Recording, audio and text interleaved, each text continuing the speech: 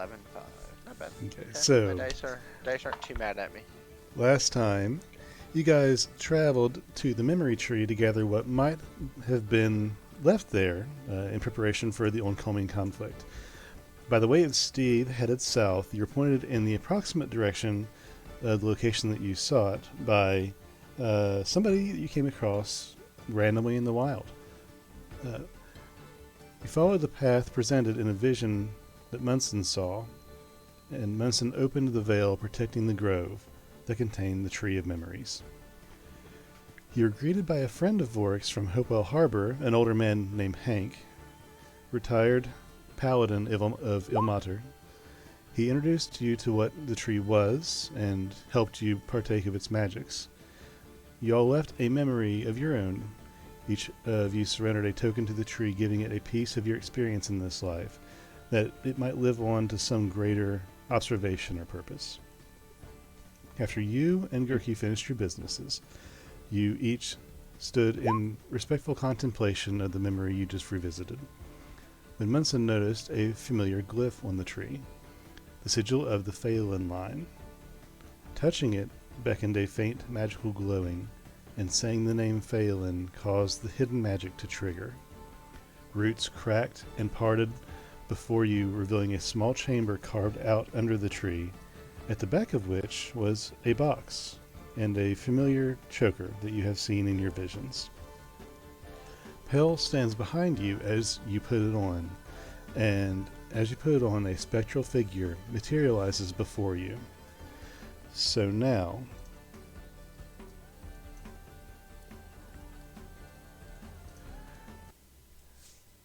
Munson and Pell, you are standing in the hidden vault beneath the memory tree, the room's wall supported entirely by the roots of the great tree above.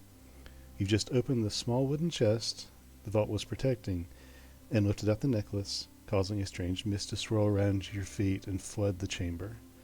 The mist took shape, coalescing into a humanoid form, which is now seated calmly on the low ledge before you, ankles crossed and hands at rest. It's a willowy female elf that looks extremely familiar to you, with pale skin, clever blue-green eyes, long auburn hair, and most importantly, glowing blue runes. The rest of you are still above the surface, not having descended into this area yet, but you have all heard the crunching, cracking, and writhing that the staircase creation caused. What are you all doing?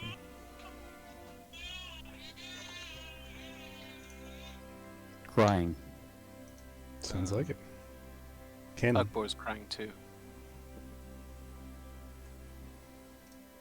Is it... Oh my god, it's been so long. What the fuck's their names?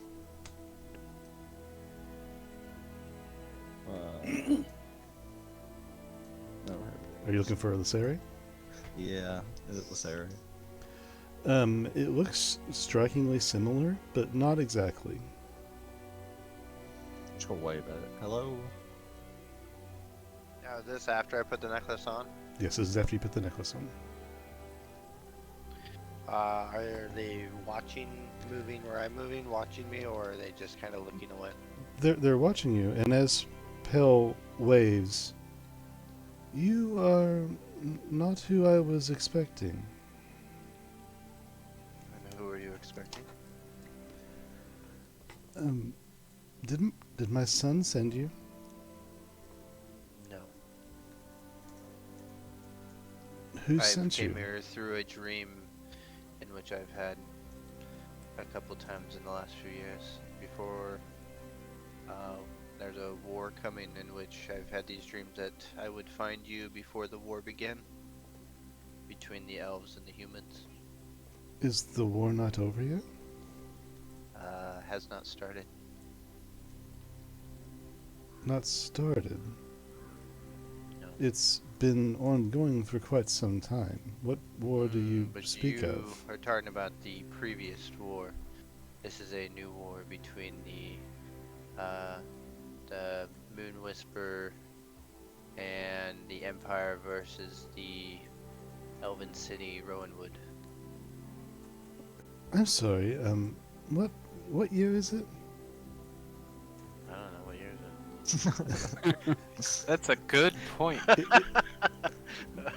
This Basically, whole time. 1997. is it? Yeah, right. The year 2000. uh, Did anybody just hear that rip in the fabric of space-time?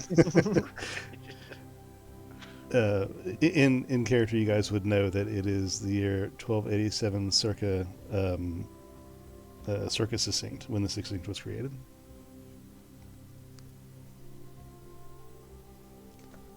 Yeah, what you just said. But I don't remember. before, What year was that? What year was that? real quick, like she asked that and you trailed off for a second, but then before following, but the year was I'm sorry, I misspoke. 1003.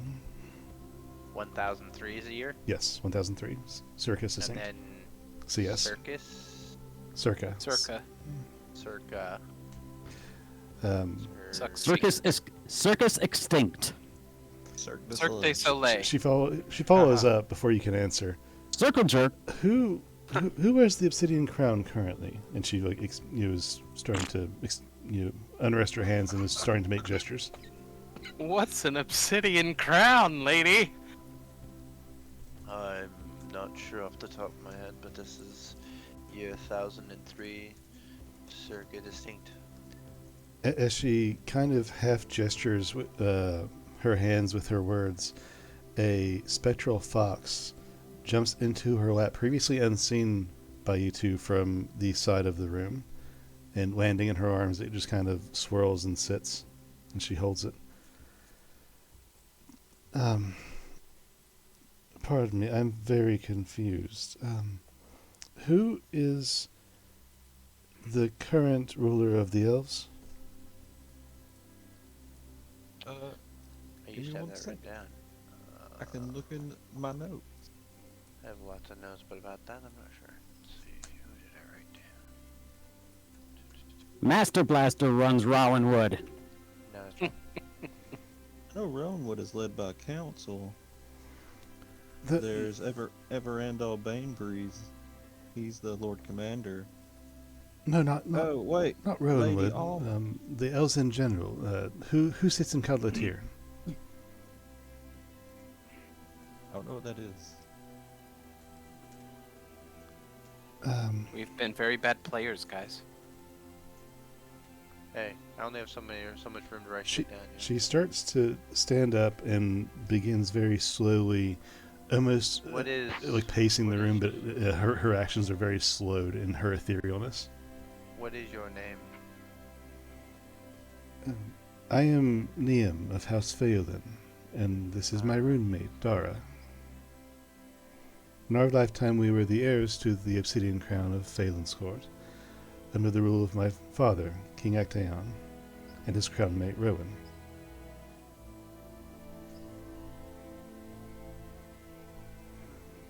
And forgive my rudeness if I have. What are your names? My name is Munson. I'm from South Sunder, family of the Vidalkins. Hello, I'm Pelinel. I'm from the Whistling Plains. Hello, Munson and Pelinel. Well, I'm not familiar with the year you speak of, or you haven't established a timeline. How long ago? Let's go with this. How long ago was it that my father's reign ended? Surely you know that much, King Actaeon. I'll like bend down to Munson. Isn't this the lady we saw in that tree? History check it. Yeah, I'm gonna have to history check that shiznit. Okay, roll history check. Can I get help there? Yeah. Hold on. Give me that Got insight. Or Got it. what's my guidance number? 3. Well, I did not roll well. I rolled 13 plus 5, 18 plus 3, 21. 21. With a 21, even in your studies, you don't recall this name. I don't reckon I've ever heard of the name of your father. I've been around for about 150 years, but unfortunately I've lived in the place of creatures and different mutations in which really didn't connect with elves. This is of recent that I've actually joined them, so I only know of recent people of Rowanwood. I don't know many of the past tenants of the families, unfortunately. She ponders for a second and then stops and begins to point up. Let's start with more open-ended questions then. This is the Tree of Memories, correct? Yes. And we currently reside in Falonkort. Yes. Falonkort? Falonkort. Well, they kind of pronounce it a little bit differently these days. Every area has These its own naming, days. but yes. It's a family name. There's one name way to pronounce it. Phelan, when you pronounce the name Phelan to any of the elves of today's generation, they all go to a blank stare and the memory of the name disappears upon their mind. And then if I say it again, it happens continuously as if they do not understand what that word means. She just, her mouth drops as she contemplates what you said. Real quick, let's go outside the tree just to check on Ugbor, Flint, and Vorik. What are you three doing?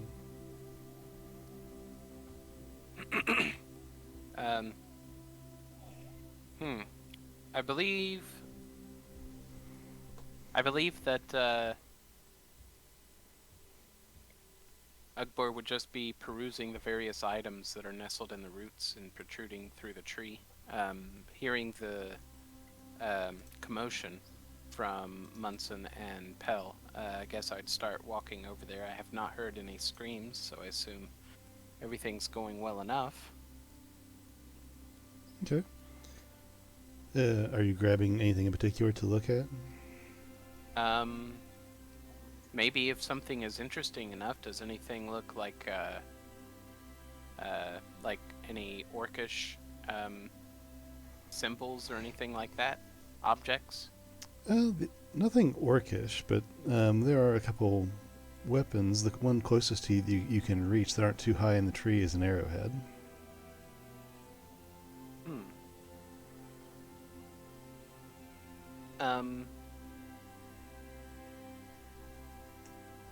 Yeah, I don't think Ugbor will touch anything. I think he'll walk on. Okay. And Flint, what are you doing? I think I'd like to go see what happened to my friends who didn't come around the other side. Okay.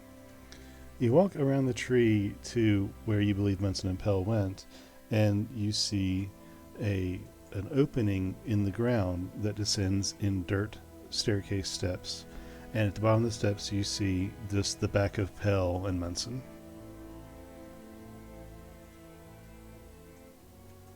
Hey, Munson, man, you dead? Hey, Flint. I think we're talking to No. a ghost. We're talking to Phelan, one of the original rulers of the past life of Falonkort. Neat. Mind if I join you? If you would like, she is very lost and confused, but I'm guessing the year differential has her flabbergasted, shocked. And so the elf in front of you speaks finally again. No elf knows the name Phelan. Is that what you have just told me?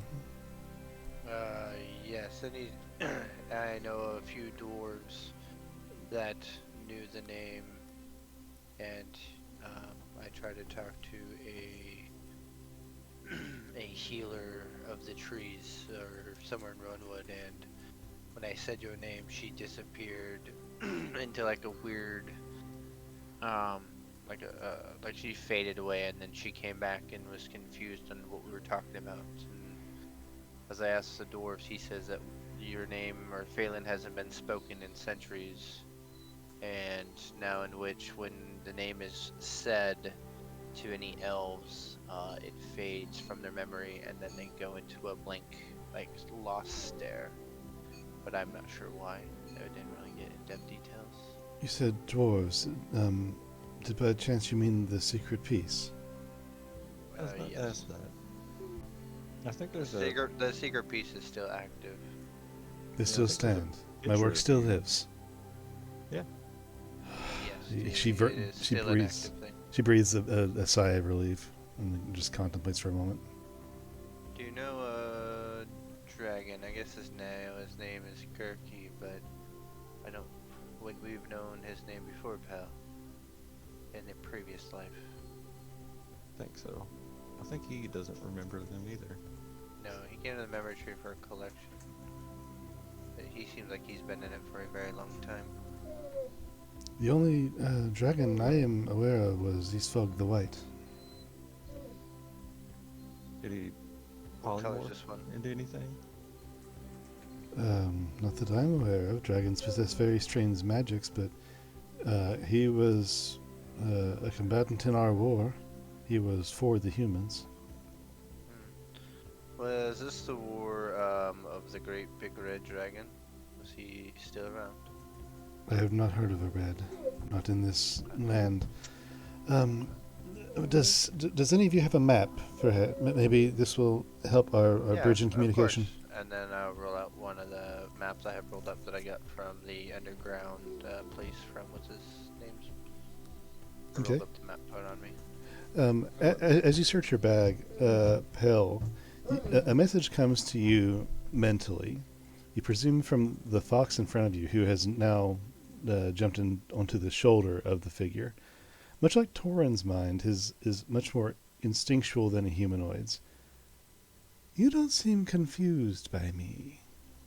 Who are the current gifted pairs? Is there no ruling pair?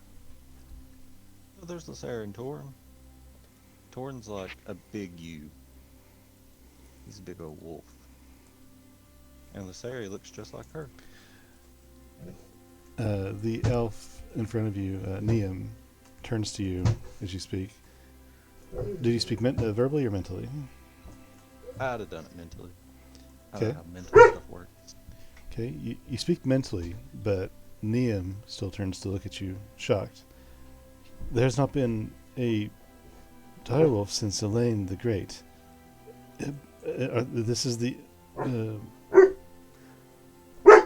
this is the only pairing you said currently. Yeah, at least as far as we know. Well, it's in your guys' head, right? So I'm not hearing this, or No, the fox spoke to him mentally. Neum is speaking to him verbally. Okay. Gotcha. We've been many places with the wolf and the elf both have runes all throughout their body that do certain things, in which they were gifted some time ago. Before them, I don't remember anyone before them. Then she is my descendant, my heir. She has to be.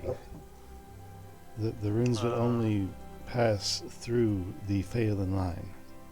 Well, this season's keg is Lady Alma Allrath, seat of statescraft. What is a keg? I don't know. A cog. A cog. yeah. The season's cog. Ooh, what is a cog? The Elven High Council. She is like the oldest of the clan in Irulan. That is not what a cog is. Yeah, the cogs are they're like the They go in clocks.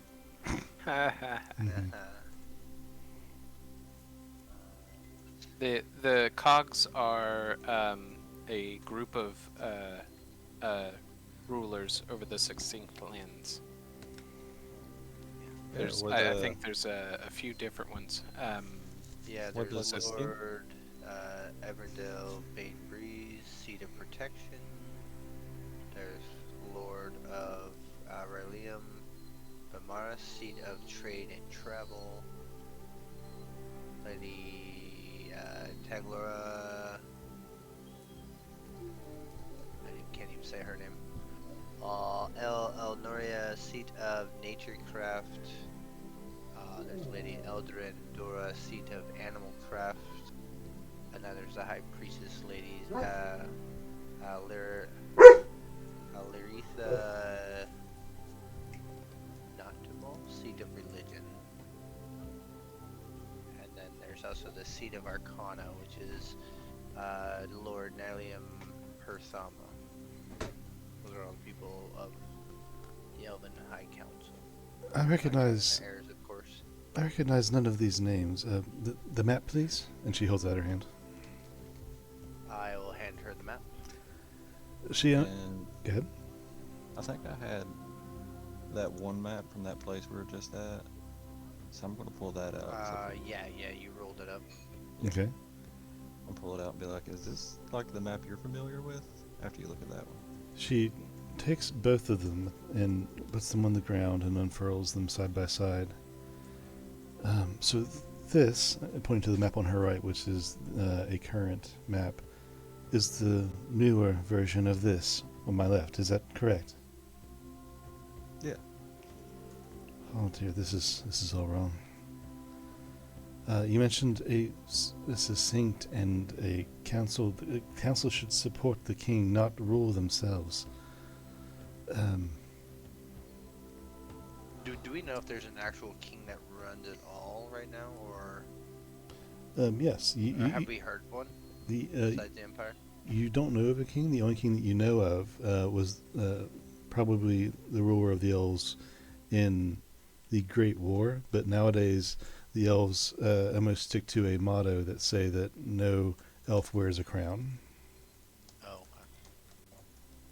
So yeah, I'll just let her know that after the Great War, there is no elf out there that would wear a crown. It's been more divided into lordships based on bloodlines. I'm also gonna pull out the two big ass portraits I got from the Oh dragon's yeah, place. yeah, you got the portrait. Hell yeah. They're like, do you remember who? Do you know who these people are? And she is going back and forth on the maps, looking at two different places and comparing the names that are different, and looking at how the lands have shaped with different expanses and retractions of forest and things. And looks up at the portraits. There must not have been Phelan left, but my son should have lived. What is this Lysaria's last name, if not Phelan? Bainbreeze. Bainbreeze looks like a very Bainbreeze. My mother's people. Her father sits in the seat of protection, Lord Neverendel Bainbreeze. My mother was a Bainbreeze. She was the daughter of the general of my time. Our seat of protection, as it were. Yeah, right These now, portraits you have, that is, that's a picture of King Lexian, or Emperor Lexian, I think was his title, and Elaine. How did you come by these portraits? They're in a dragon's lair. Yeah, found him in the Red Dragon's Lair after we defeated the second dragon that was there. Yes, that was our oldest queen at the time. Elaine the Good and Phelan the Fierce were the first gifted pair among the elves, and the first rulers of a united elven kingdom which came to be known as Phelan's Court. Elaine lived in the early days of the continent before the kingdom had been united, when the elves first lived in separate warring tribes, all vying for more land, more resources, more power than the other tribes. Pell, do you think if we pulled Gurky through here and had him talk with her, maybe she would know? Gurky's here still, I'm pretty sure. Has he not left? I'll ask Yeah, the he group in the head. Is Gurky still around? Anybody know? I think he was wandering around last week. Can Check on him at least. Can any of you who are still out there, before you come and find him and bring him to the backside of the memory tree underneath a hidden contraption that I've activated, please? You just Yeah. hear a boar in the background. I'm on it! I'm There we- going to bring a friend over who has been around for many, many years. I'm hoping maybe he can clear some things up as he will have better history than what we can offer.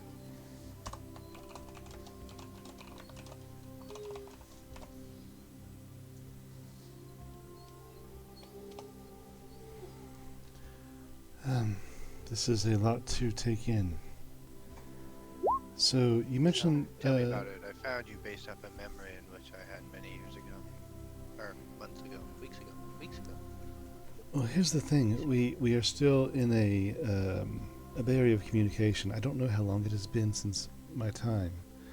You mentioned the Great War and a succinct government. Do you know how long it has been? I am lost in time in more ways than one. I think somebody told Can us I- when the first war was, wasn't it like 1,000 years ago? Can I roll a history of when the Great War was? Yeah, we'll say either Pell or Munson can roll history. Or Flint, plus even. 5, 23. 23?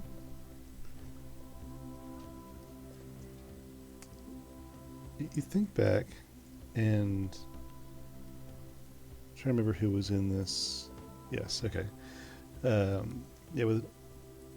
you think back on what you've been told of the Great War and what you've researched. You don't remember a whole lot, but you do recall mainly the vision that you had in the rune cave that presented itself to you, and you saw the birth of Phelan and the first runed pair and their descendants. And after, come to think of it, after Neum in front of you gained her runes, there was not another runed couple for a little bit over 1,000 years. So back in year 3. Perfect. So basically, if we're in year 1003, basically after the Great War, the years have basically restarted. You kind of what my brain would be thinking, I guess.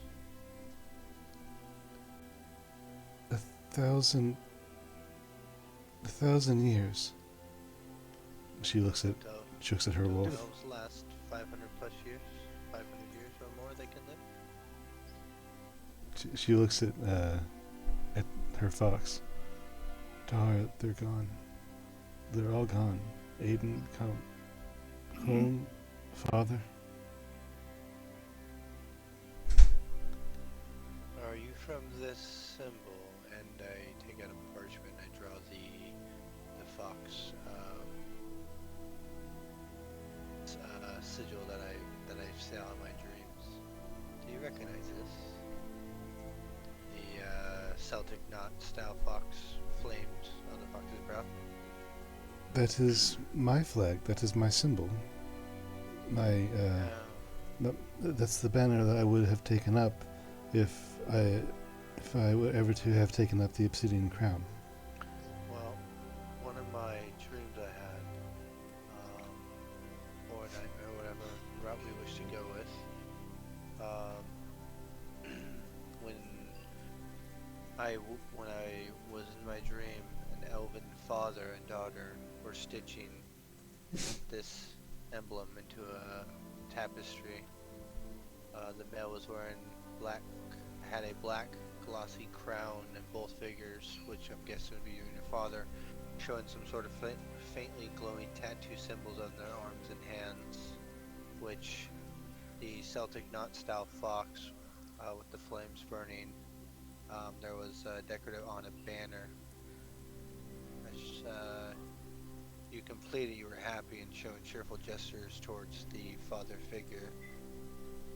But my image was dark and not the clearest, but this is what I remember. But you did seem happy and proud of this moment. I don't know if it ever actually happened, but my dream felt like I was there as it was happening. Yes, I remember that moment. It's funny And that then- the gods should show you this. It was part of And a then this training to rule. Well, then my scene, my sleep kind of moved forward into fire and smoke rain down on a space so dark. You can only recognize the grass by your feet by light of the fire. Anytime you catch a glimpse of a humanoid creature of any sort, I can recognize them somehow, but I couldn't pin who they actually were.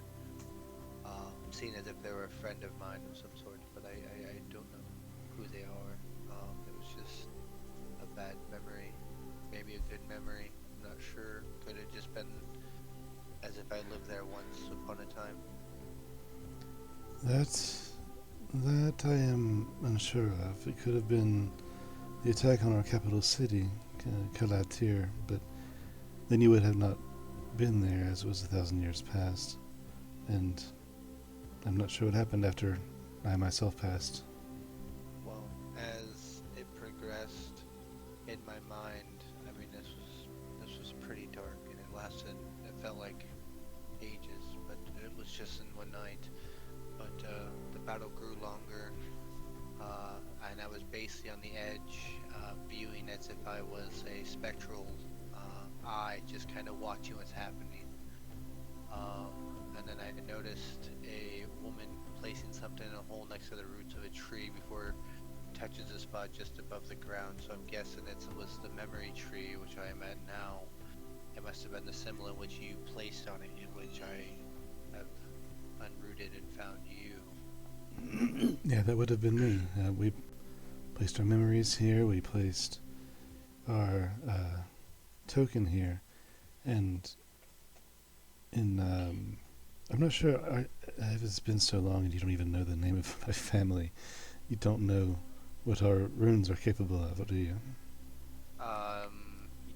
Each one, so the Anzus, Algas, Dagas, Angwais, Yebu, these are all symbols in which I've seen on I can't even name Torin and Bainbreeze. Each symbol I have read and studied a book to figure out what these Druidic runes mean, but I would not be able to pinpoint exactly what each one is. I can kind of get a light understanding of each. These aren't They do. simply druidic runes. Oh my, I have so much to teach now. First, Go ahead. first, how many do they have by chance? You mentioned Elgis and Anzus. Do you know how many they have? I believe seven on them. 6 or 7. That's quite a lot. But yeah, up and throughout their arms, their chest, their face, their neck. They have them quite everywhere on their body. That's not. And as they do certain things, certain ones glow. That's not possible. Are you sure you aren't speaking of Elaine? No one since Elaine has had 7. Nope, I am speaking of Lazari Bainbreeze and her companion Torin. The only ones we've ever seen with these runes ever on themselves. Hey, Flint, can you roll a history check for me? Oh, Or, I'll say Vorik as well. Vorik, if you can roll a history check for me, that'd be great. History. History. Oh God. While they're Okay. rolling, I'm gonna cast sending to Lysera and be like, "Hey, it's Pill. Don't freak out, but we're talking to your ancestor."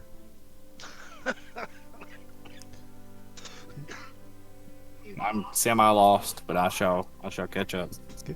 You cast the spell, but don't. What was You, her name? you Name? don't get a response. Niam is her name. Niam.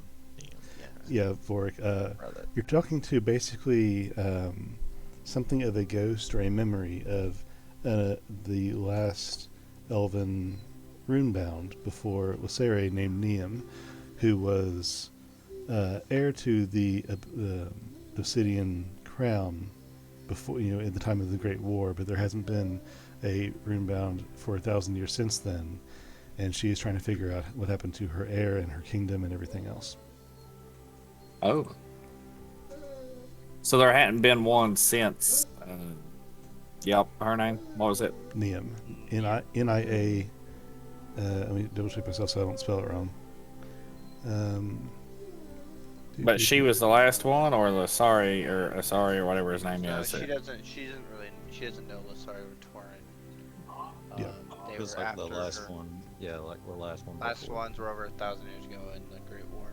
Yeah, the vision that you, Vorik, Pell, and Munson saw in the Rune Cave was of Elaine and Phelan as the first runebound, then all their descendants, so on and so forth, up until Niam being the last runebound, and her father before her, which you learned his name is Actaeon.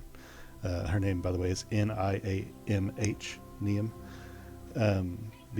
But in your vision, you saw her accept the runes, and then 1,000 years of darkness before Lasari and Torin came into the picture. Okay. Gotcha.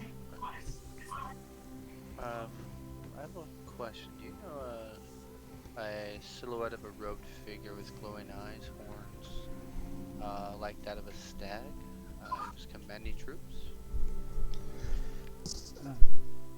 Hold for 1 second.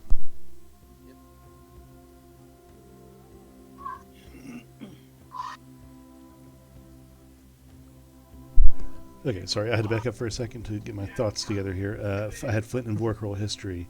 Correct. Flint, you would remember that you only ever saw 4 runes on both Torin and Lasari.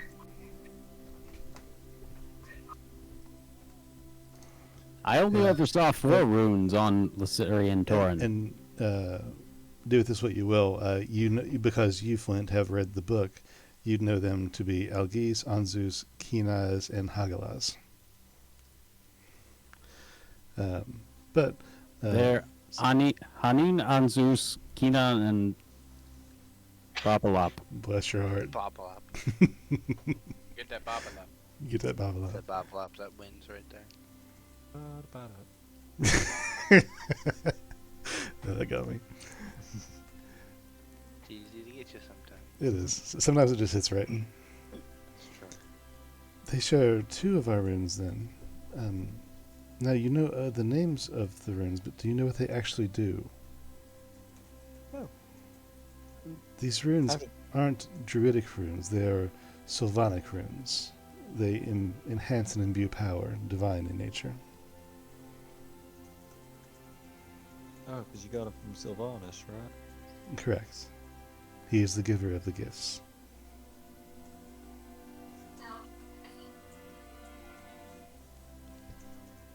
Well, to put it bluntly, these runes can... they mark the next ruling pair of our kingdom, chosen by Sylvanas from among our family, from among the gifted. There are many gifted pairs within the kingdom, and the ones chosen for the crown are runebound, called by Sylvanas, but only one runebound pair per generation or so. And an heir comes along to inherit the crown, and in the time do converse between the current ruler and the future ruler, in which the future ruler is trained and the runes are developed and educated. The runes also bestow a power in a raw sense. We call these runic happenings. They are like surges of power that is beyond our control, simply with preemptive guidance. Such a task is like spell casting. You do still cast spells, right? Yes. Yeah. I worship Saloon. She gives me powers. Mine's just really smart. Yes, very similar, but Smart my skills. the magic cast by this is not. I use magic technology. It's also smart. She stops and points to Flint. We will circle back to that. But yes, this is not a cast spell of sorts. It is an inherent directive, if that makes sense. And they happen very rarely and are very powerful. The effect of which you see, apparently, was successful in enabling me to live on after death in this sort of limbo until the event was triggered. It was a runic happening how we, Dara and I, created these memories to help my son when he hopefully came to find us here after the war. But I suppose that was not to be. Who were the last pair that you remember with the runes? Would it be her? At this time, Vorik reaches Gurki. You don't have to run. I'm not going anywhere. Well, I wanted to get you. I have been Yeah, gotten. that's I am it. Well, do you want to see something cool? In this place? Motions at the giant tree. Yeah, cooler than this. Okay. I am all ears. And he, strokes his long pointed ears to the tip. We're talking to an elf that existed before the Great War. His eyes grow wide for a second with a spark, and his mouth starts to grow into a smile a little bit. Show me. Yeah. Right this way. Starts motioning around the tree. And Gurki, as he finds his way back into the area, what was your question, Munson? I believe you're talking last. What was the last pair that were gifted the runes that you can remember? Like creature to elf. We were the last ones gifted runes. There was, I Which think, one? a number of 7 other gifteds during my time. Yeah, there was an elven woman with a dire wolf, a male elf and an eagle, Yes. a elf and a male bear, There's the Bear King. an elf and raven. I don't believe that we had a Raven ruler, but I'm quite sure there was a Elf and gifted raven at some time. theft of, I'm guessing the ruler of thievery, maybe, I'm not sure. Then there was an elf female with a wild cat, Yes, I'm aware. an elf and a stag, That's my father. a female elf and a fox, which I'm guessing is you. And then after you guys, it looks like it was Torn and Lasari was the last pairs after the female elf and the fox. So it seems you got a accelerated history of all of our rulers, up to and including Dara and we myself. Found a rune tree or a rune place in which when we entered we got a light memory of the ancestry of Phelan or the willow tree, and it showed us each person who kind of walked into the ruins and were blessed by it and then vanished, so it was quite a scene. Yes, that is the runestones. That is a very holy place, typically only reserved for the runebound. Well, we found it, and I don't believe any of us are rune-bound in our group, but Then, we're dedicated to find things. well, if that's the case, then surely we are in a dire straits, more so than I imagined. Guessing so. There's another war coming, so Oh no, it was a dire wolf actually. Speaking of which, do you know a Mother Night Whisperer? If a ghost face can go pale, it does. And her eyes widen a bit. How do you know that name? What's the matter? You look like you've seen a... Never mind. Well, she's part of the reason why we're having another war. she's back. Yeah, Yes, we're gonna she's kill her. Back again. She scans the room. Who all's in the room currently? I believe it's me, Pell, and Flint at the moment. I think Ugbor's on his way with Or Gurky, and I don't not sure where Vork's at. Oh, Vork, where are you at? I mean, Bork usually hangs out with Pale. Okay. Pell followed Munson eventually down to this small dirt room under the tree. So do you want to say you followed him kind of in the background? Yeah, like stealthily. Okay. She scans the room. It's at the mention of this name, and she seems to realize something, and looks at Vorik. Vorik, you still have your bow strung across your shoulders, right? I would assume so if we're here. I don't. Yeah, I think I put it back on.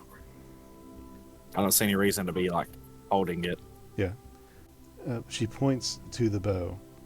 Where did you get that?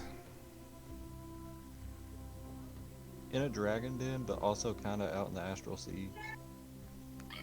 That is my weapon. It is also the blade that killed me. Us. And who used it against you? It was wielded by Mother Nightwhisper on my way back to assist my father after I left my son in my husband's care.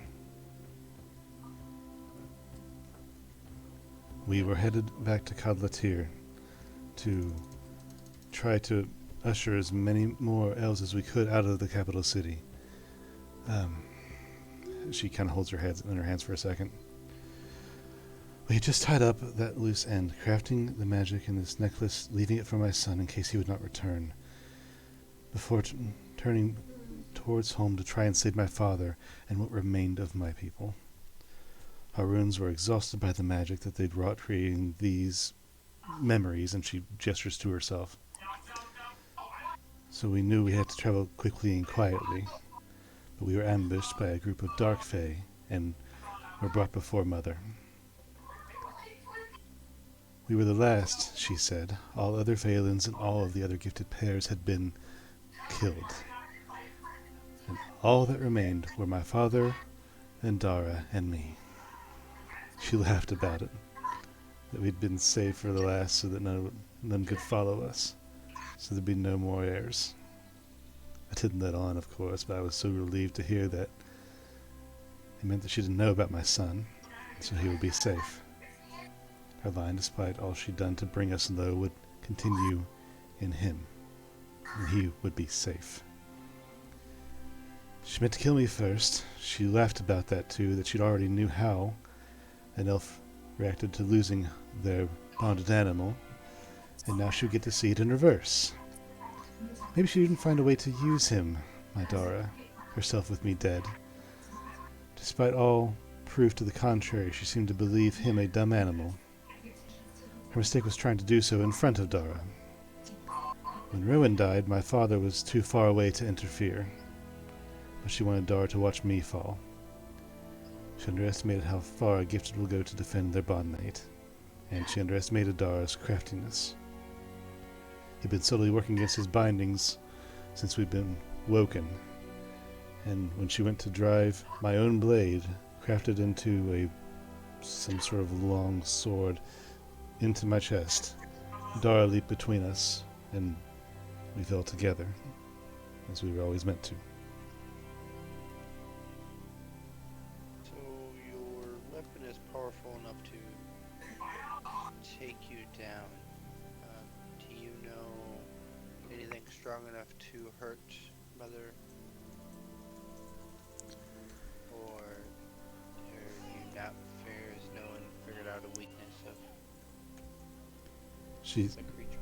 She's taking a second to just breathe and think. It's called Faebane. It will hurt any Fae ancestral creature more than any other race. Elves, fairies, dragons of certain natures. Mother, I believe, she's an unknown until she revealed herself at my own death. I believe her to be a Fae-related creature as well. So the Faebane could be one of the strongest items against her when she becomes form? It provides a certain edge. Nothing guaranteed on how damaging it could be compared to anything else, but it at least provides some sort of advantage, I would imagine.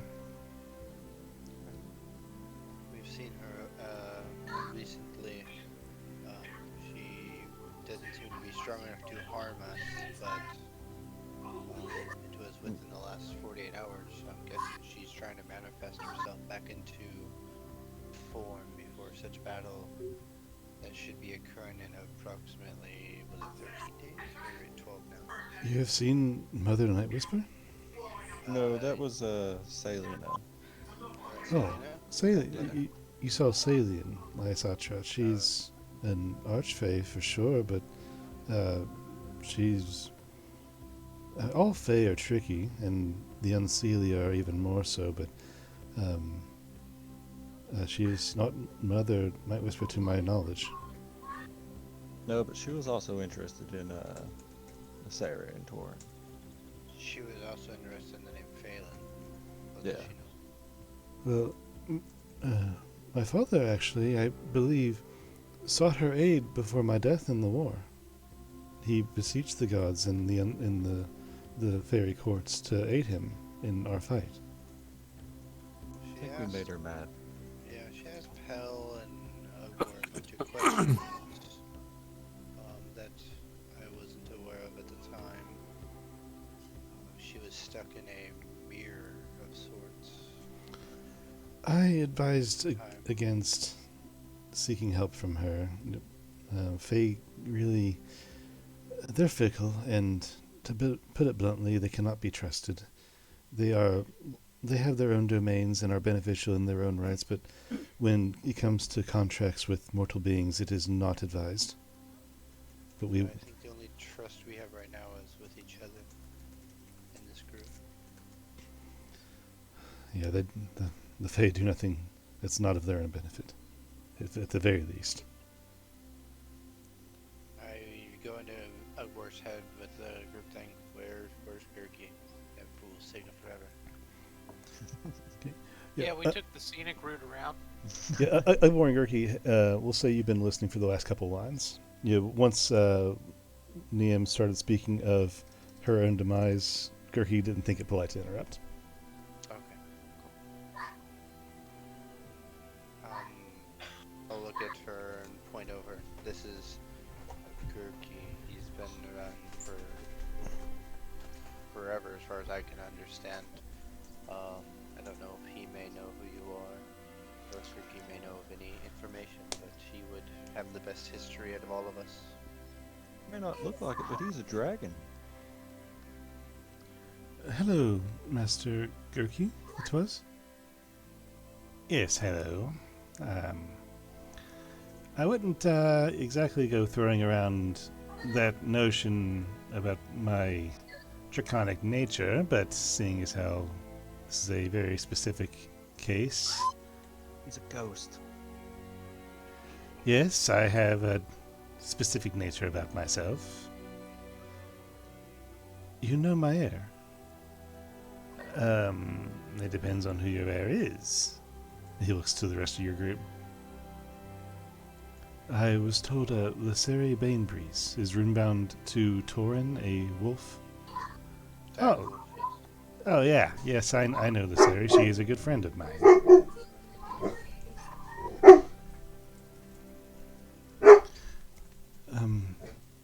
Okay. Do you know anything of her ancestry? How she might be related to me? Not directly.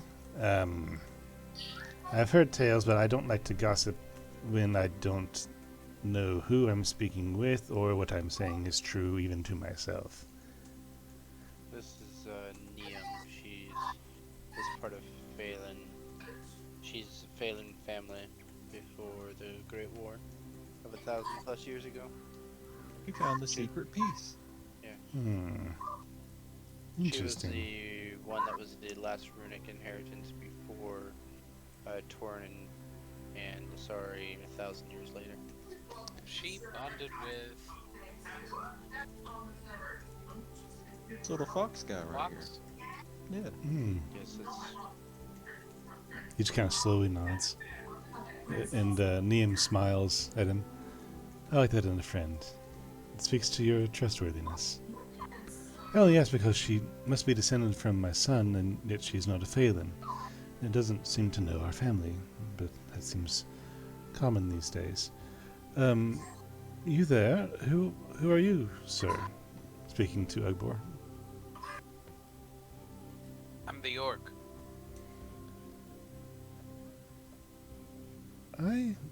Orcs have not been seen in Phelan's court since their failed invasion, stopped by the Bear King. Is it true that the tribes took to killing bears for manhood rituals in revenge for this defeat? Do you still do that? Yeah. Nugboard like kicks some debris on the ground.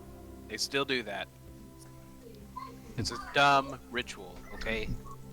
Aren't you scared of bears, Ugbor? Not anymore, I'm not. He has one less eye to see it coming. Yeah. Gotta worry about no bear. 1,000 years and some things don't change. They still couldn't kill the bear. You couldn't kill the bear. No,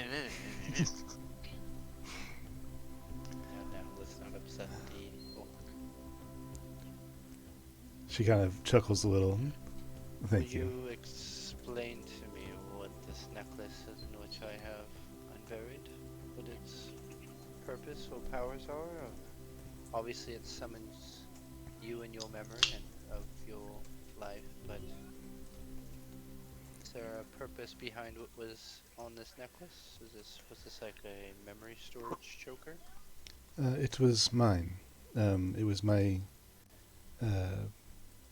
Well, I created it, imbuing it with our memory in order to help aid and train my son, or rather now, my distant granddaughter. But it was just my family's token bearing the symbol of the crownship of the Phalans.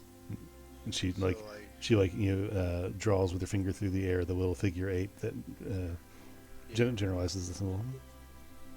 So if I give her the box with it inside, do you think it would trigger any memory inside of her? Or Not a new one. If it's working correctly, it should just trigger a connection to my temporary being. so if I give it to her, she would be able to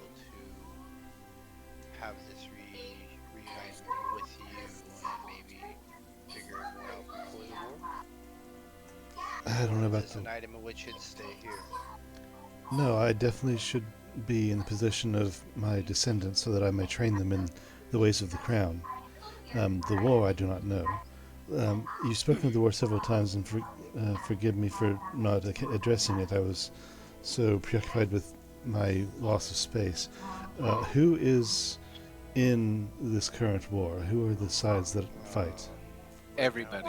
Everybody, but it looks like it's gonna be the human empire with Mother Moon Whisperer kind of charging up and attacking the elves and all the other odd and end creatures. So the Loxodons, the Medalkins, basically the mixed races, the different breeds. They're trying to extinct us, it seems like. Okay. Yeah, that's a sink that we told you about. It's like a gathering of different cultures and stuff like that. And that human empire is kind of still around. And they ain't up to no good. They started making trouble in the neighborhood. Dara jumps down off of her shoulder and then goes over to the map and then circles for a second and then puts a paw down and looks up at her. So it's left versus right, essentially. The left being humans and the right being, everyone else. Yes, Yeah, pretty much. the far Well- left is empire. The middle is everyone can go wherever they wish, and the lower right is, I've noticed, more of the other creatures and other creations. About Ugbor and where he was from. I forget There's where actually a concern I've been having about that. If the humans are really behind this, they're probably going to be using my people on their front line to do their dirty work. How would you stop that, Falonkort? I have not even a clue. What if we put you up front and you do a speech and try to that their way is wrong? I ran away from my home because I didn't want to be a farm boy. Nothing Yeah. says diplomacy like orcs on a battlefield. But I have look a at your feeling if they saw me again, I'd be just as good an enemy. well, look at your progress. You've proven to yourself that you are greater than in which was expected of you. You've gone more distance than they would ever expect of you. You have true connections to your god. I mean, if anything, you'd be influencing them that your way seems to may have been the better way. I don't know. Maybe. But then if not, we can just teleport them into the water. Ooh, I like that. Open up a gate, make them go through it. I like it. Yeah, I hate the water, so if we could put them in the water, then I would never have to see them again. So If we put them in an ocean of bears. tell me what Well- plane that's on. Well, if this war does happen, I do plan on turning myself into a dragon and fighting as one of them. Why did I not have sea bears as an enemy earlier? Right? Swimming speed, 600 per turn. Their one weakness is you draw a circle Hmm. in the sand. Another one weakness is sand. Well, we might find answers in the past. If it is, once again, humans against, well, non-humans. What do the histories say of our war with the humans, since the Empire seems to have survived, or reincarnated in some way? I mean, I guess you guys, like, kinda won, in a sense, if the old empire died and a new one came from it. Our family appears to have died. Then, if that is the case, we did not win. Yeah, Well, we they don't- lived we on don't- in a sense. We don't know anyone on the other end that's survived such battle that, but we really haven't asked much about the Empire. Now they're kinda dickheads. Well, if my people have... I've never been over there, so I don't know what they have to offer anyways. Well, if my people have not had a gifted pair to rule them for 1,000 years, then the forces that were against us have succeeded in ending our own, so say it, empire, our own dynasty. What do you know of how they operated, the humans, back then? Is there anything in the books about that? Not that we know of. What was that question again? Do you know how the old human empire, or whatever, was organized back then during the Great War? Do you know how it operated in any sort of capacity? Well, right now, I believe the Empire is. I don't know if any of these names come to you, but Zane, Adalcaster, Divide, Lakra, and then there's 3 islands to the south that are all owned by the Empire. But I don't know if you know any of the names. I saw them on the map, I believe, but those are not correct. No, that is... Before the Great War, a different lineage ruled over the humans, but the Adalcasters took over after the Great War. I'm pretty sure for the humans. Okay, then. Yes, appears you know the current but not the past. In this, I can help you at least. For this is a subject I was well versed in, and I tried to help make peace with them and then had to fight them.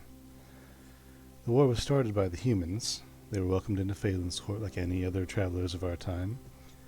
When they first appeared in our shores, in time their numbers multiplied, as humans tend to do with their short-lived lives. I suppose they felt strength in their numbers.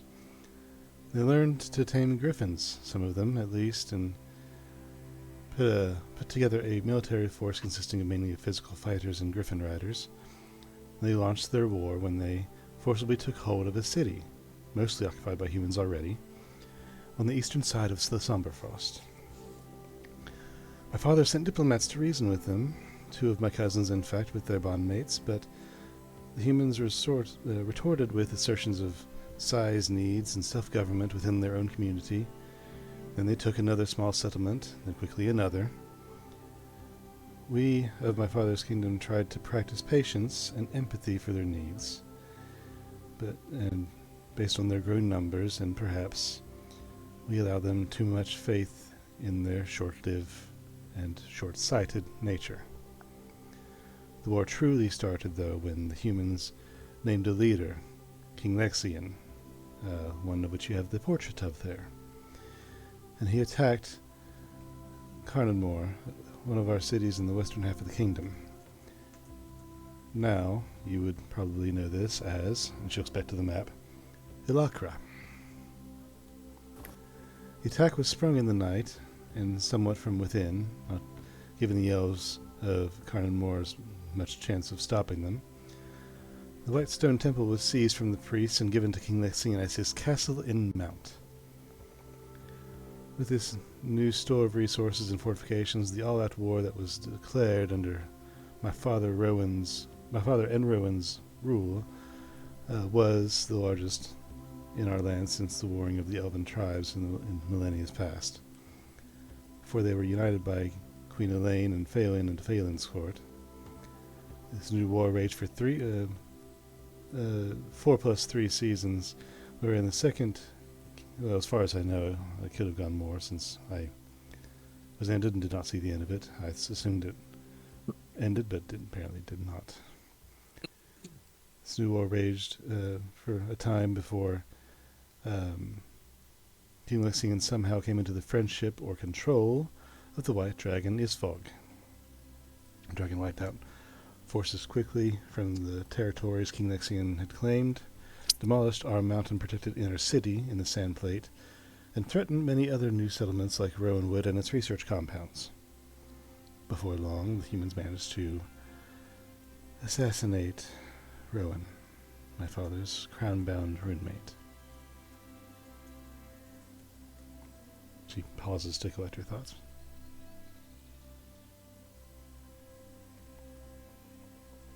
Humans suck. People of all races are evil enough in time, given enough watch. What was the purpose of the war? Like, what was the overall goal of this? Greed, I believe.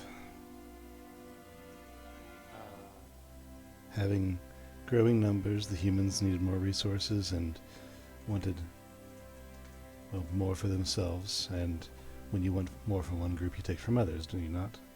We were willing to share. Normally, you would share and hopefully develop greatness between the community, not demolish and conquer. I mean, why go to war over more material or more room when there's so many out there that have so many different skill sets and desires and layouts? I mean, I believe they went to war over the ransacked cities. We were willing to share. They were not. well, sounds like humans. We're Said going back they- into war, and I'm not even sure the purpose of this war. You said they came here. Where'd they come from? I don't know that it was ever established. They came from all over, I believe, just like any other travelers, but they coalesced in one human nation, sticking to what you know. She looks up, from the maps up to the roots of the tree. I was there, in court beside my father, when it happened. Rowan had been sent south to scout some reported issue that was arising. I don't even remember what it was now. My father stayed behind in Cudletier to deal with courts and his councils. How much do you know of how a bond works? And at this time, the fox jumps onto her shoulder and curls around her neck. The only thing I know is from listening to these guys talk about it. It seems like You guys are just really close friends and twin powers activate, baby, right? The bond just between a the gifted roommates. pair is unlike any other. It's not a simple companionship or kinship. It's a melding of beings. The moment we first touch our bondmate, and Dara kind of flicks his tail on her back as he settles in, our souls are joined, blended. We are one being, no longer meant to exist separately. Part of Dara's soul was joined in mine, and when part of my soul lives in Dara. Should one of us die, our minds are completely one. I can call in his senses, memories, and thoughts, and he can do the same.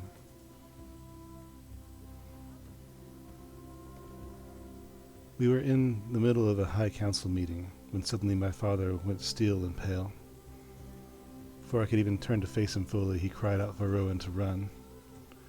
Then he fell to the ground, lost to a pain like nothing I've ever seen. I can't describe it in a way that does it justice. He watched from Rowan's mind as he was ambushed. He watched and felt it as he died. To lose our bondmate, it is a pain we are not meant to survive. Dara then jumps from her shoulder down to the ground and starts snaking around her feet. The murderers were never caught, despite my father's determination, almost obsession, to avenge his bondmate.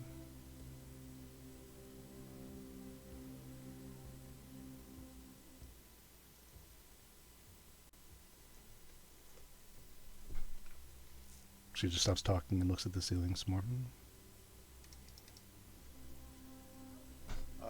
I'm going to remove the necklace and see if she disappears or if she's still here. As you take the necklace off, she remains. I'm gonna put it in the wooden box and tell Hal to put it in his bag and make sure that you leave it in there and give it a name in which only you would know to pull until we find Lasari, so we can give it to her. Can you make sure that there's not like a extra dimensional space in this box beforehand? Yeah, I can take a look. I will investigate and identify just in case. So what are you doing? Making sure there's not a second dimensional space that could be within the box just in case, some Paranoid shit now. happens again. Okay. I'll have you roll we'll say investigation and an arcana check. Okay. First one's a natural 20. Second one, I just dropped my dice. Second Dude, I'm one, gonna flip out if we do this and then it actually is trapped. It's like Jumanji. And the other one is a 19, so let me look at my pluses. Hold on. What was my first check? first one was investigation, second was So arcana. 29, Arcana, I get a D4. Hold on. D4. I rolled a 2, so it's 21 plus 13. So 34 for Arcana and 29 for investigation. Okay. Christ. My god, dude. I really want to make sure Pell doesn't go away again. Imagine this guy at level 20. You look at God. the box and you consider the amulet as well. The box seems to be a simple, handmade, very nicely carved box, but nothing more than a container for the amulet. The amulet is imbued with some sort of divine raw magic that calls forth this either soul or memory of a soul of Neum. And what you know of conjuration magic and these type of things, you're betting that if you put the necklace into the box, the necklace into the bag of holding, it wouldn't cause any sort of physical issue, but the source of the conjuration being removed from this plane would likely sever the connection to Neum. So I would not want to put it in the box then, or into the bag of holding. I mean, you might want to screw over the elves. but I wouldn't. Now you're thinking Ugbor. Man, yeah, that's why you're on my team. Thinking with portals. I will look at Pal and go. After looking at this, I've decided to change my mind. There's not a hole in dimension or anything like that, but with the conjuration in which was put within the amulet itself, if it goes within your bag of holding, it would sever the connection between this memory and Neum and the amulet itself, which then would not help out Lasari. So Put my backpack if you want. I'll just wear. I'll keep it on me. Okay. And then I'll just put it underneath my robe so it's not visible. So it's a hidden gem, if I may say. Okay. I thought I figured that one out. Gurky, do you know the fastest route to Lasari or her last known location? No, I do not know where she currently is, but I do know that she is in the middle of barricading the entirety of the forest and preparing for war. So, potentially near Rowanwood or Red Ash, you believe? It's hard to say. I tried to send her a message and she didn't respond. Gurky, did you get everything you needed from this place? Sorry, you attempted to use a magical messaging? Not of we've been talking here, but not of distance. Pell, when was the last time you tried to talk to Lasari? Like 5 minutes after we met Neum here. Oh, yes, that would not, I would not communicate. This area is a natural protection against outside influence. Fuck. So you'd have to be outside of the memory tree to potentially try to get a hold of her. Okay.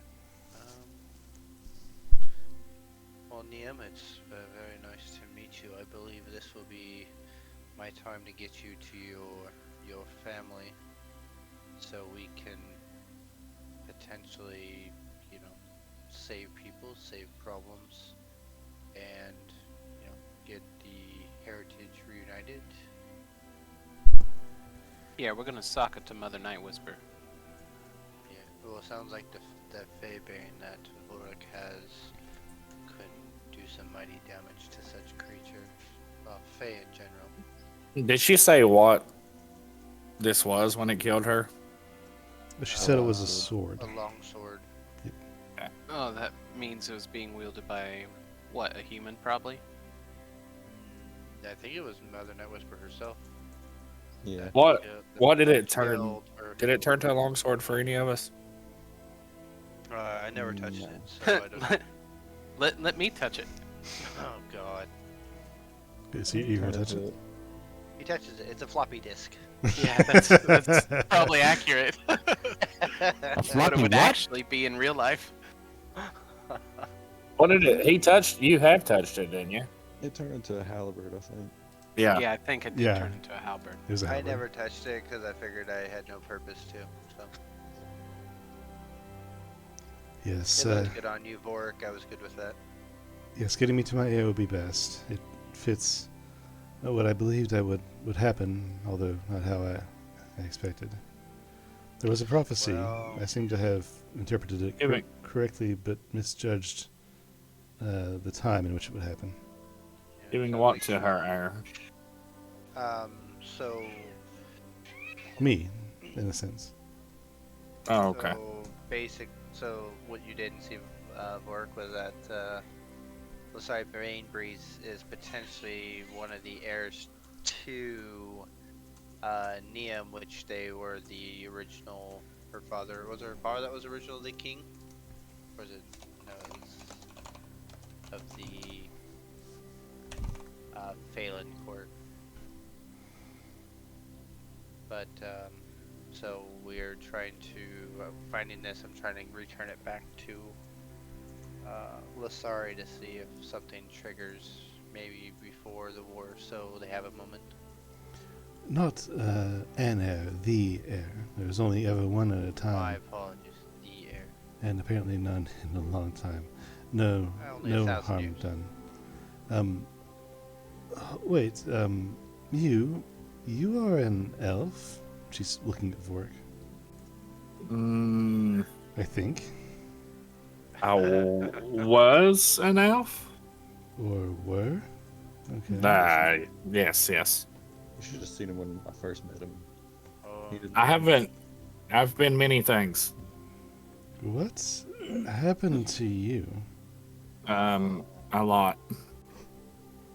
the last bit was from a lovely pet animal named Torin. Oh, is he Yeah. still in the skin suit right now? I am. Yeah, of course. Yes. Maybe I should like take the head piece off, just so you. I mean, it ain't gonna help. She's gonna see See me on that you're podcast not a anyway. revolting monster, but instead an undead I'm telling you, revolting do monster. a zombie inside a zombie trick. I mean, literally, I'm a zombie in a zombie suit. I'm a zombie in a skin zombie. Just kidding, I'm not a monster. Just kidding again! When Munson says it, she looks at Munson. Not a pet. You will not disrespect a gifted in that way. Oh shit! What did you say? I called Torin a pet, and it offended such What are they then? companions, bonds, Divine gifts. divine gifts. Is there a you can reason think of that- it essentially as an avatar of our god. Are they? Do they have like telepathic Oh, abilities? Yes. What Mm, god? Okay. Exactly. Sylvanas. She Oh, explained us like that never mind. first. Yeah, but you know me and gods, we don't connect. Or Like, that's or the last thing my brain would have thought about, or even try to remember, was about what god it was. She, keep- Thorin and I have since got past that and bonded said bit. she kind of shakes it off and gets back to your conversation, Vorik. What then did you do, Elfkin, to deserve whatever happened to you at the teeth of a gifted?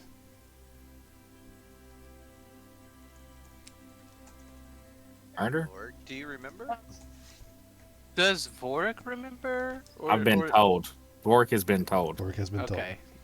All right. So I guess that's when the rest of us just kind of like roll our eyes and start whistling, right?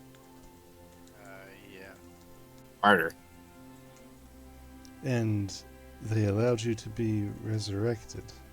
Moida. It turns out we're quite useful, believe it or not. That is accurate. Even if we look like a bunch of idiots talking to you. Well, then they gave you a mercy my father might not have. The one who passes the I mean- sentence swings the sword, and once it is passed, it is unchangeable. At least Be fair. when used with the Phelan's methods.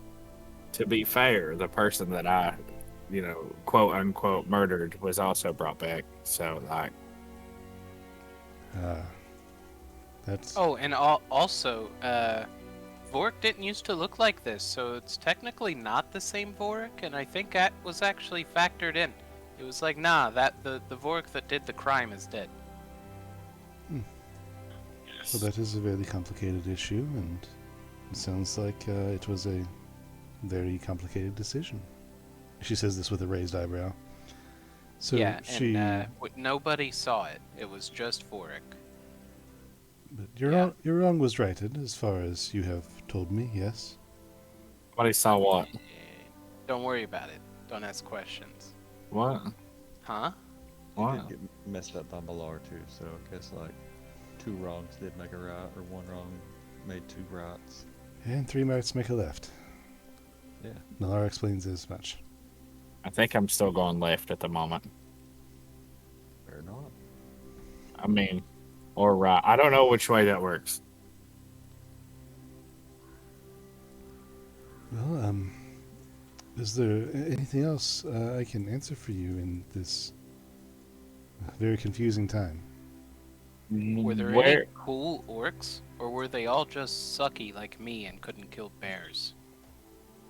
The orcs, by their nature, are aggressive, but I don't believe any one person is subjugated to their general traits of the whole.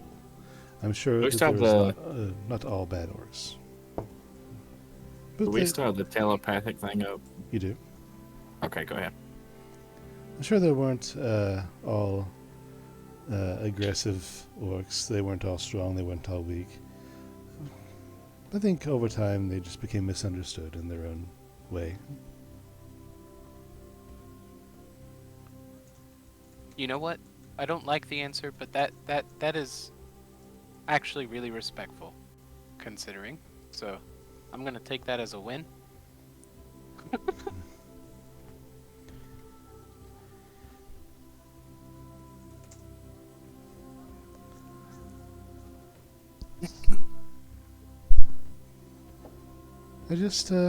I never expected this.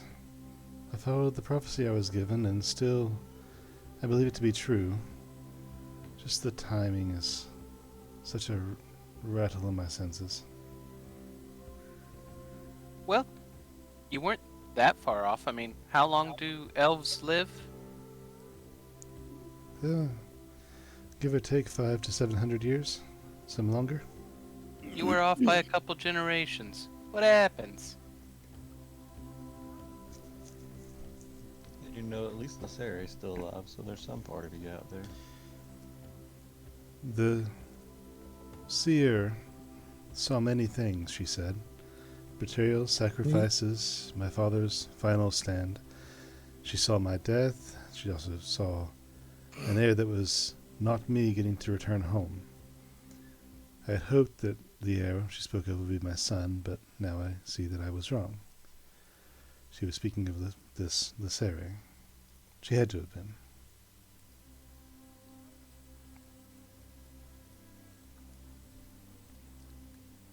There's much I need to teach her. Much that needs to be said, but I'm not sure what in due time is the most important.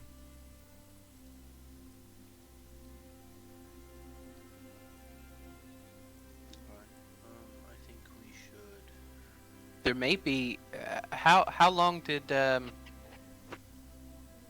What was your upbringing like? Were you taught anything about tactics or leading people? Oh yes, I had a very skillful upbringing. Of course, I was the heir to the throne, and at least my father's child. I was trained extensively to rule after my father and grandfather, and the general of our forces trained me in different modes of combat and stealth and politics, mannerisms, public behavior, general strategy, history, many things. And I gather that you're also familiar with her current enemy, the Night Whisperer. Yeah. She said that was the one that killed her. Very, yes. Listen, I think that is as good a tactical advantage as we could hope for. I think it's imperative that we get this necklace that you've given us to your offspring there. Yes, that's what I'm trying to say. I believe since the Faybane killed her, maybe we perhaps should not give that to the island. I know, I think the Faybane should stay on Burek. I think he would have the best accuracy and power with it, in my opinion. Assuming We could Maya has her bargain own- the usefulness that we've garnered them by bringing this artifact to them. They should use us as their weapon against the Night Whisperer. We get to keep the weapon.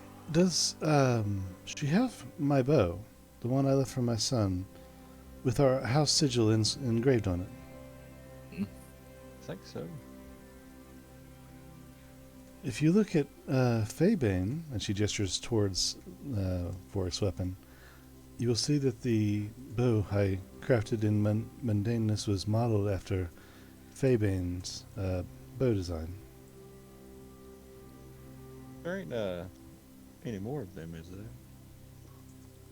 No, this is an item that I only know of one's existence. I honestly don't even know how it came to be.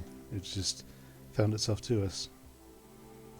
But I will say that if my heir has a reliable weapon, like the one I intended to leave for my son, then this weapon belongs in the hands of the one most likely to use it in combat against the one that is responsible for all this. Yeah, I think Vork would be very handy with such weapon, in my opinion. There was a trove of weapons in my family's possession, but those are probably lost to time. If there is anything more of Cutlateer. Alright, Neum, it's an honor to meet you, and we will get you to your ancestry and your line as soon as we can. Interesting. Please, But they were human helmets. take me to my... you have What, the one the I things of me Yeah. and Dara. The helmet I identified, DM. Mhm. Would she know of anything of that helmet or the design? It was It was- a Great War relic. Yeah, I mean, you could show it to her. you have it on you, Edward? Oh shoot, I don't. Or do I have I actually think I meant to pick it up, but I didn't. It's not in my backpack. I left it. I thought there was two of them. I thought Vork had one. He Yeah, teleported through the cracks and grabbed one, I think. yeah, I think Bork has one. The helmet? Yeah, the helmet. Yeah, I do. Because I asked if we needed both, and I said, we'll just take one. Oh, look at Vork. Can you show Neum this helmet? Yes. See if she recognizes it before we go. Yes. Let me dig through my backpack and find it. I should take the helmet out and show it to Neum and kind of like turn it over, and show her all angles. Yes, that is the symbol of Mr. Lexian, as it were. Nothing You impressive, can, just a soldier's helmet, but the So brand you of the can old Tell war. by the pithing that on the helmet that it's quite old. So it belonged to the human race of the Empire back when the king reigned over 1,000 years ago. Yeah, it's pretty old. Yes, it would have been from the Great War, but there's nothing impressive about it, just a memory, an object for the Yeah. museums. Well, that's good for us to know where it came from, so it's good to have you help us. Please, take me to my heir. You have my things, and Dara's things. And they Let's go, guys. they both kind of look at you and nod in tandem, and then just dissipate as their aura vanishes from the air. Neum, how do you spell Neum's pet's? Fine. name. No, it's fine. It's Dara, D-A-R-A. D-A-R-A. He just comes back to be like, not a pet. It's spelled N-A-W-T-A-P-E-T. This is the last time I tell you.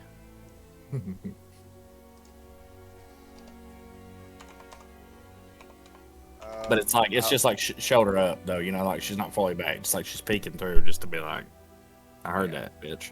I'm looking at Gurky. I'm like, what value did you have here, Gurky? I thought you were old. Do you not have any history at all? Compared to her, I'm a spring chicken. She talked about the old white dragon from back in the days. I thought maybe you were that secret source, but I guess you were not that old. No, not me. I'm If not it worth were him, much, do you but think I'm he'd not tell quite. us? Well, no, but that's memory she would have noticed him, or at least potentially had thought of who he was. It's quite rare, but they say that the dragons of the disciples of Bahamut can be bestowed the ability to polymorph. Well, I am a steel. The others mentioned were whites and reds of ice and snow and fire. Bahamut's are the metallics, and Tiamats are the chromatics. The reds and the whites are chromatics and are of Tiamat. Did you ever tell me which scale was in the gold liquid potion of the Dragon Majesty? It was a gold scale. I wrote down gold. I just want to make sure I had that right. Okay. What do I know? Yeah, that you're afraid of water. That's what you know. That's what I know. And And you're going bears. to You know, leave I the have heard, works- Agbor, of a incredibly small creature called a water bear. Have you heard of this? Ugbor Ugbor just pees himself. No. It says But that not giants or dragons though. No one can take that away from you. they can live anywhere and everywhere, Agbor. including in your skin. Ugbor grabs Gurky by the arms. Don't you play with me. Don't you put the hate on me. Wait, are those the ones that can swim up your pee hole? Absolutely. I'm leaving! I'm leaving! Ugbor gets up and he just storms off. Oh, Nowhere is safe.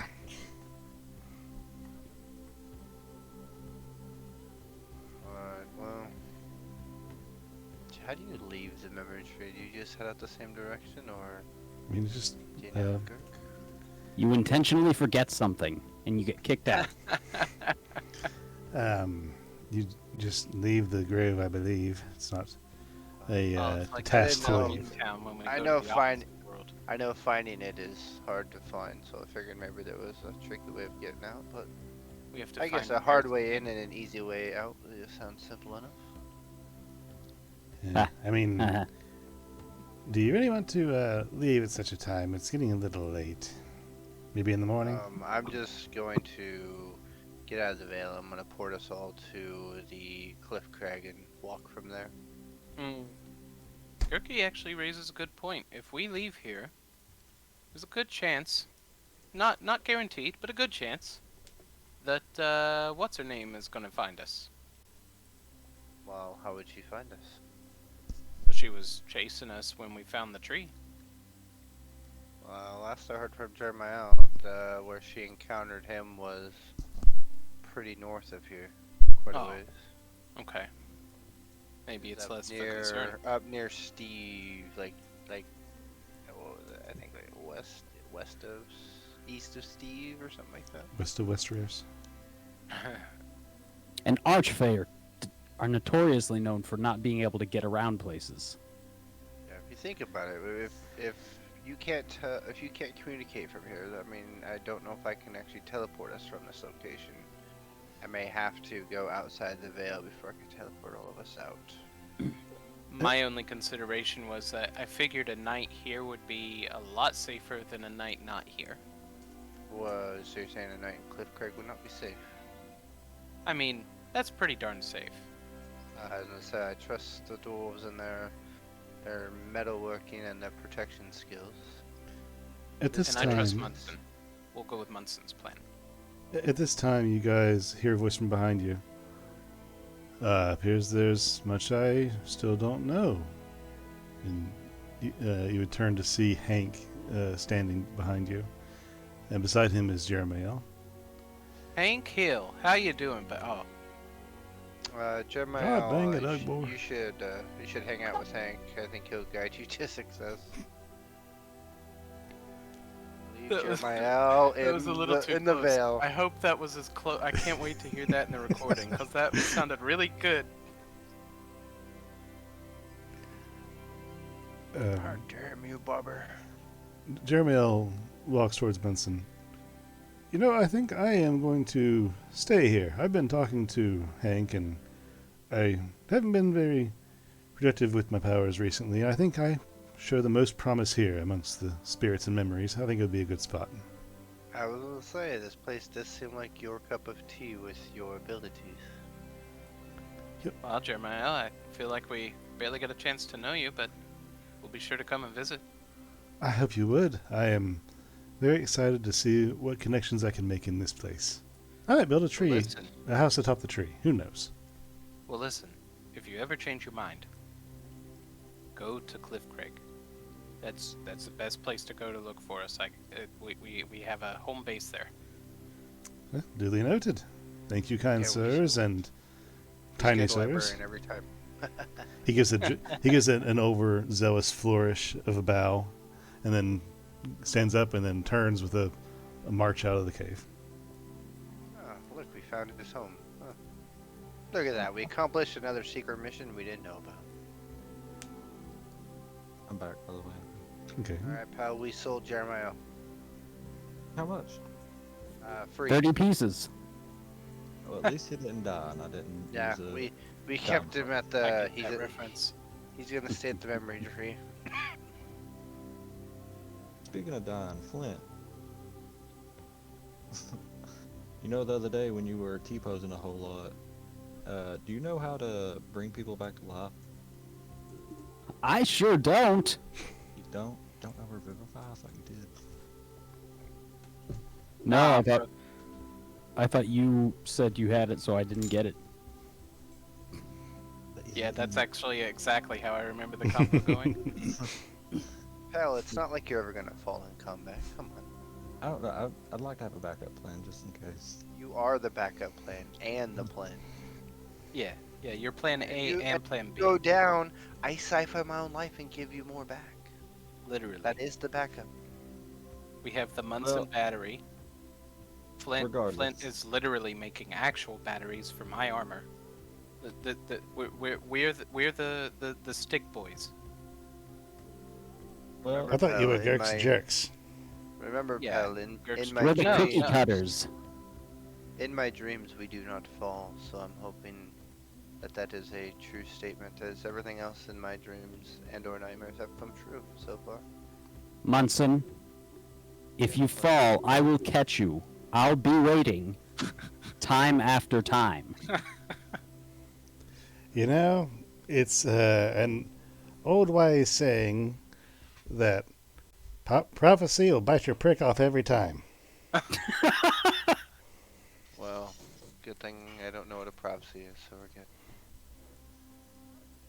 Do you know what a prick is? It's that thing I that think- happens when you I fall in the think- rose bushes. I think that's. It's those guys that threw us in jail in Rowanwood. Oh, Yeah. I thought it was that Dragonborn. What's the name of our gang, Flint? The cookie cutters. Oh, right. Now the cookie cutters are gonna go and help those people that put us in prison, and I hate that, but I'm still okay with don't it. I still don't understand it either. You know what else hurts It's your like a prick? movie. Not getting enough sleep. And I'm old and I need more of it. I'm going to take a nap. You guys do whatever you need to do. Okay, we'll pull you through later. Don't worry. Yeah, give him the old Yep. tug job there. Whenever we need you, we'll just give you a tug.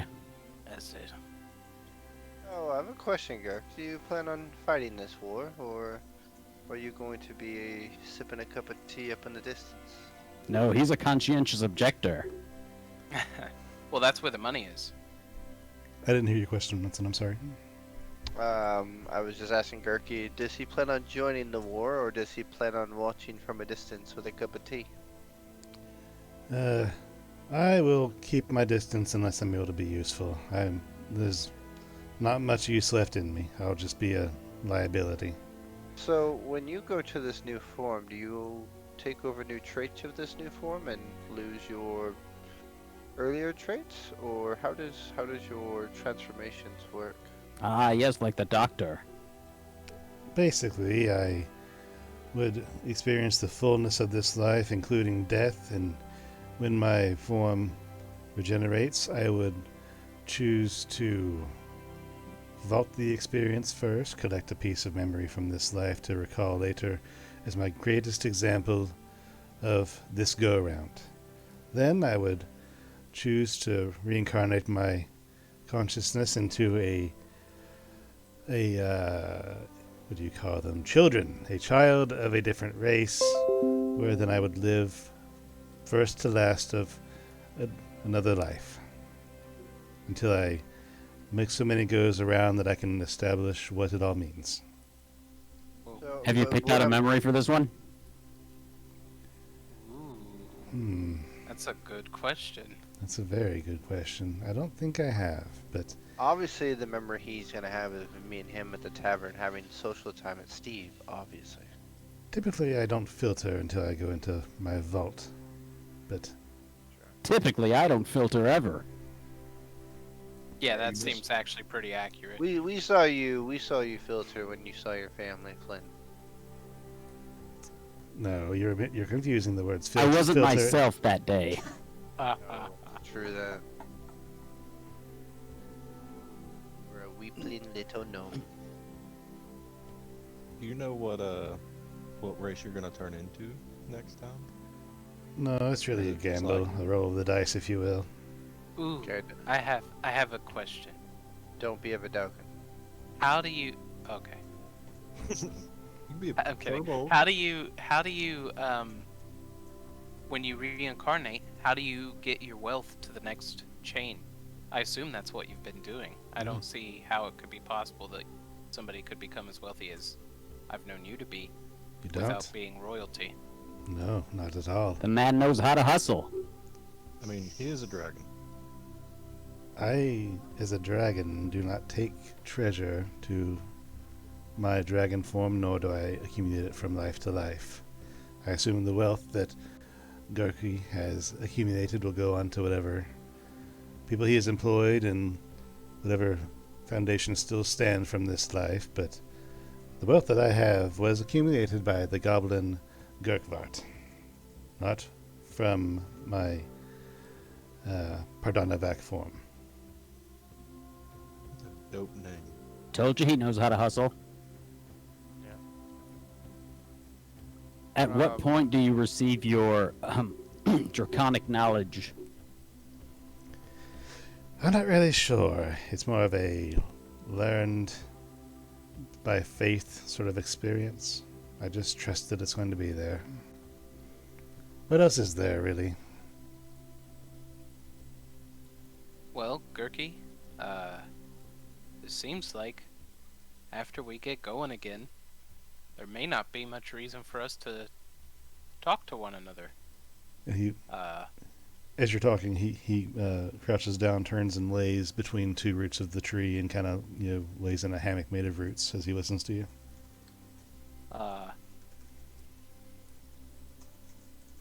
Is there anything else that you'd like us to do? Maybe for you as friends? Well, I will, if you survive, have one last request for you after this is over. Okay. So we'll be in touch. Should be. Yeah, Hopefully. we can just pull him through the bag if we make it through. I have no worries, only a lot of people have died actually. Guys, should we be worried? No, remember you're gonna take over the orcs and become their leader, so we'll be fine. I don't think that's gonna happen. Yeah, it's gonna happen. We're too pretty to die. Have some faith in yourself, young boy. Nah. I mean, you're the most aggressive orc I've met so far. I don't know, dude. That Wallen guy? I feel like I might could take him now, but I still don't think know he's more who- aggressive. I don't know who that is. Oh, he was a pit fighter in Sunder. Oh, yeah, I didn't bet for him. He's a pretty gnarly fellow. Yeah, I always picked the Dragonborn because I knew he knew his trickery to win.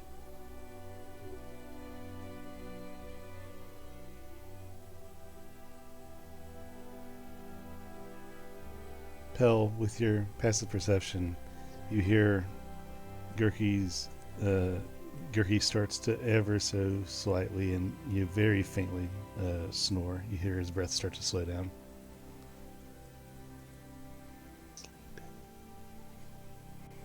I think we should just go. Do I believe I could teleport from in here, or do I feel I need to leave the veil first after she was talking about how can't really do much in the outer world? Well, you know that you can't send messages from within here. Correct. You Well, can I can't really communicate or do things with the outer world, so sure if It seems to be that wherever we are is... Never mind, Ukbor wouldn't know this, and I'm not gonna meta. there you go. Sorry, you said you were going to leave? Teleport? Yes, we are headed out, potentially teleporting. If not, we can exit and then do so. Oh, no, that won't work here. Those such things don't work in the Grove. We have a room in the main house if you'd like somewhere to stay for a bit. Get some rest before you go. Can I take a leaf from the tree? Well, Is there like one on the ground or anything? you look around and there are no leaves on this tree at all. Everything you see, when you look closely at it, is a green tinted object. What about a branch? Okay, roll investigation. I'm doing it with my new metal dice, and I'm giving myself guidance. Guidance is 1. 13. That's not bad. Okay, sorry, I had to adjust my headset. What was your roll? 13 altogether. 13. You don't see many branches at all that are not either stricken with black blight and are like somewhere between rotted and burnt and look pretty bad. And the ones that are healthy are all seem to be holding an object. Can I take a dead one? Sure. Alright, I'm gonna pick it. Put it in my bag. Okay. You find a small little branch or a piece of branch that was black compared to the rest of it. And you grab it and pull it off, and it like kind of breaks off very easily, and the outside of it is like black and gray, like it's almost ash, like it was struck by lightning. And I'll throw it in the bag of holding. Okay. Are we, What's are we ready, your guys? what's your Arcana modifier? Let me ask you that. 0. 0. Okay. Good to know. There goes Pell putting shit in his bag again. Need it for spells. So I will head towards the exit of the Vale if anyone's following. Yeah, Pick I'll the follow bag up. behind him. I'm getting out of here.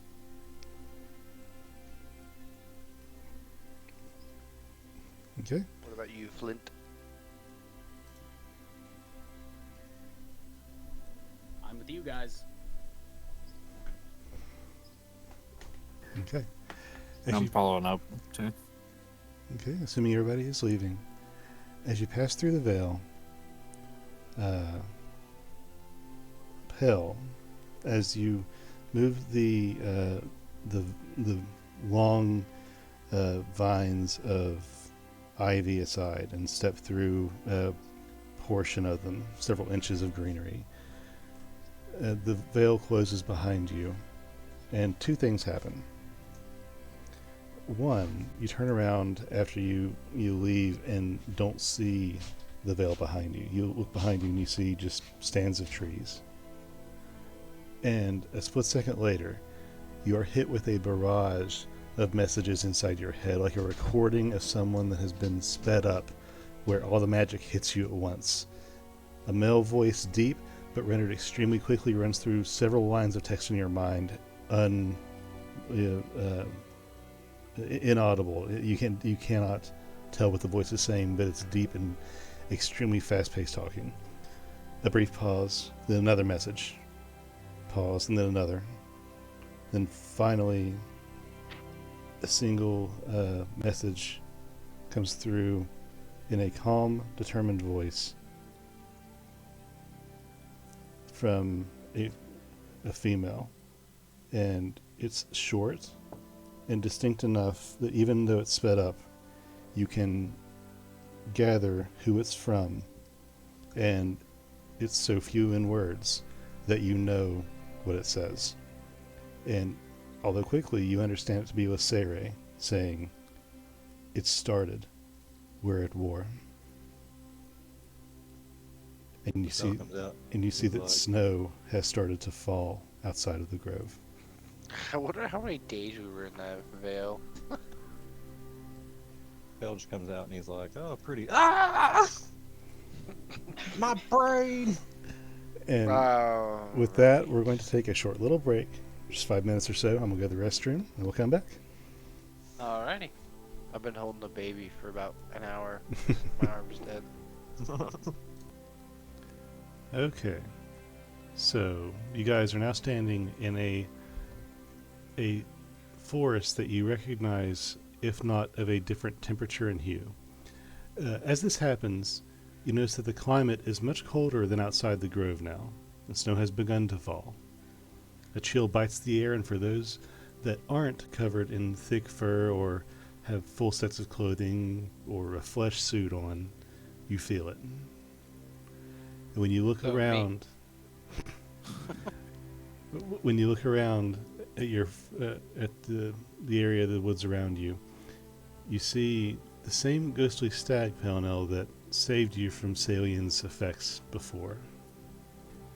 You see now, in the daylight, a familiar glowing rune on its forehead, Algis, in a placement extremely similar to the same rune on Torin. He bows a massive antlered head at you now, then gazes off into the distance.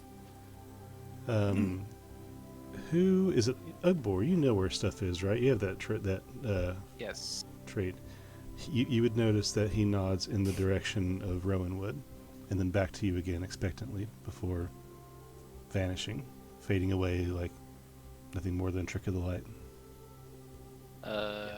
Hey See, guys, Rowan. not for nothing, but I think that elk is motioning towards Rowanwood. Cliff Break? It just pointed a direction. How do you know it's that direction? Yeah, because like look where the sun is and where we are. Is it sunny out? Is it sunny out? It's a little bright. I wouldn't call it sunny. It's the sun that happens when a winter sun peeks through snow and clouds and through the treetops. So it's bright, but in a different way, like in the way that it's reflecting off of all the water that's in the air. And it's not midday, is it? No, it's past midday. Okay. You know it's cold out here? Jesus Christ. I need to go back to South Sunday where it's warm. That's ridiculous. You Yeah, all, like, yeah, it's getting pretty cold. Ah, my brain. Ooh, what happened to you? Messages, a lot of them. you guys hear after that, Gurky, who has come out of the same portion of the veil behind you. Why didn't you wake? And then he just stops and stares in the distance as he seems to be getting hit with his own messages. His demeanor changes entirely. They're early. It started. Yeah, What do you mean what it's happened? early? What's today? We have to go. The Sarian Torn, they've gone to war. Where did they tell you location? Rowanwood, I assume. No. And he takes Red Ash? the mortar out of his carrying case on his back and enlarges it, slamming the massive crucible onto the forested, frosted dirt. He climbs in, whips out the pestle that from his breast pocket that extends into a quarterstaff, and he cracks it on the side of the bowl. Get to them. Do what you can. Longren will know more. Based on his many messages, I must have my own preparations to make to help my friends. And then, with another tap, the crucible lifts gently and then jerks violently through the air, and he is sailing through the air in his crucible. Great. So not only do we not have a true location, he just left. Give me the blood. There goes the Jetson family. Ugbor, you would know that he is headed directly south. Pel, another message hits you at this time, clearly Vongren and clearly angry. Pelinel, I don't know why you aren't responding, but if you can hear me, come to Cliffcrag now. Okay, sorry, it was in the memory tree. Hey, Vongren wants us to go to Cliff Creek. Do you think Vongren's gonna know what a memory tree is? Vongren knows. So wait, who's Vongren? Cogger, Cliff Creek. Oh yeah, isn't that the one that he's not the one you meet in the library, right? Yeah. Yeah, okay. Yeah, he knows what the memory tree is. Come on now. Alright, everyone gather round. I will take us to the library. Well, I gotta see if I can make the roll, unless the DM's just gonna let me make it. No, make the roll, please. Ah, damn it. So I have 3 chances here, boys. How many times can I fuck this up? Let's see. I need a 16. Flint, Yes. can I borrow your insight ability to give me the plus from your artificer? He's asking for help with your Flash. Yes. flash. With of your brilliance. plus flash, yeah. Oh, Flash of Genius. Oh, never mind. I rolled a 19, so I rolled 24. Show me potato Okay. salad. Show him your dick. Tw- 24. Okay, now which spell are you casting? The spell of Word of Recall, I believe. Okay, I thought Word of Recall was in your standard fare. Okay. No. Word of Recall is actually one that's in the book because it's 6th level, which I don't have any 6th level spells, so I've always had to roll to use it. Neat. Okay. Well, you successfully cast the spell. You can sense the magic is going to work, and you gather your friends up. Except the one that always never shows up. Nope. The one that has chosen to remain in the memory tree. The one who's done it twice now. You guys lump together, locking arms. Munson releases the magic, and you all lift into nothingness, and then land hard onto stone floors that are Cliffcrag, the stacks. Yeah. Something. Oh, warmth. You flip through my Oh, I feel so much better. pages of mysteries here. Find Okay. Cliffcrag. Ooh, Did you send me? What did we agree that Faybane, like, how do we agree it worked? What do you mean? I thought I sent you the Yeah, say, didn't he send you? the block for it That- or whatever. That's what I was gonna say. Did you send me that I thought we put it in the chat 'cause we all seen it. for every, like, all of them? I think. I don't know about that. Oh, it changing. Alright, change it, boy. Time keeps changing. Yeah, I can get for you in a second. No. But I mean, that's not important. Just I was sitting here thinking about changing it around. But I mean, realistically, it's not going to do me any better as anything else other than this or a dagger. I think a bow is always great, in my opinion. I mean, as you enter the Cliffcrag stacks, the area is dimly lit and empty, completely different to every other time you have landed here. You initially detect the warmth of the area compared to where you were, but inside the Velour Keep, everything is dark and locked up from where you're at. No additional ambient lights are lit. I'll activate dancing lights and them above us. Okay.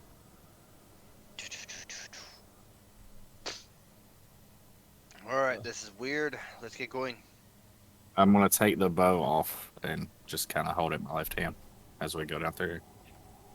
Bort, can you activate your psych thing? I'm guessing it's been days. I have to reroll. Yes. Have we rested at any at all? Against the suggestions of Hank and Gurky, you guys didn't want to rest, so here you are. Okay. Well, I'm just making sure because I get it for free after a long rest. So I didn't know whether or not to. I What mean, does it shouldn't cost our one otherwise? still be active? Huh? Said shouldn't Well- our one still be active? Because of the transition of days that potentially gone by, I figured that maybe it could have passed. I mean, it's So not like it changed for us because we were just in that place. Vork, you said you get this once per day? I get a free one once per day, but I already used that for the last one. Mm-hmm. Yeah, you tried to use the ability and the magic doesn't come to you. So I can use this, but I expend a sonic die is the reason I was asking. Yep. Okay. As you guys walk through the stacks, there is just something about the way the wings of Durgma seem to just dance in the firelight of Munson's magical lights.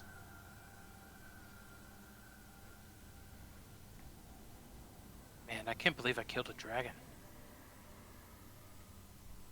For the Dragon Slayer. But the bear scare. Entering, Yeah, but the bear's scared. there's nobody at the front desk of the stacks. And as you leave into the main chamber of the Valor Keep, all the doors are closed. Even the forges seem to be basically off.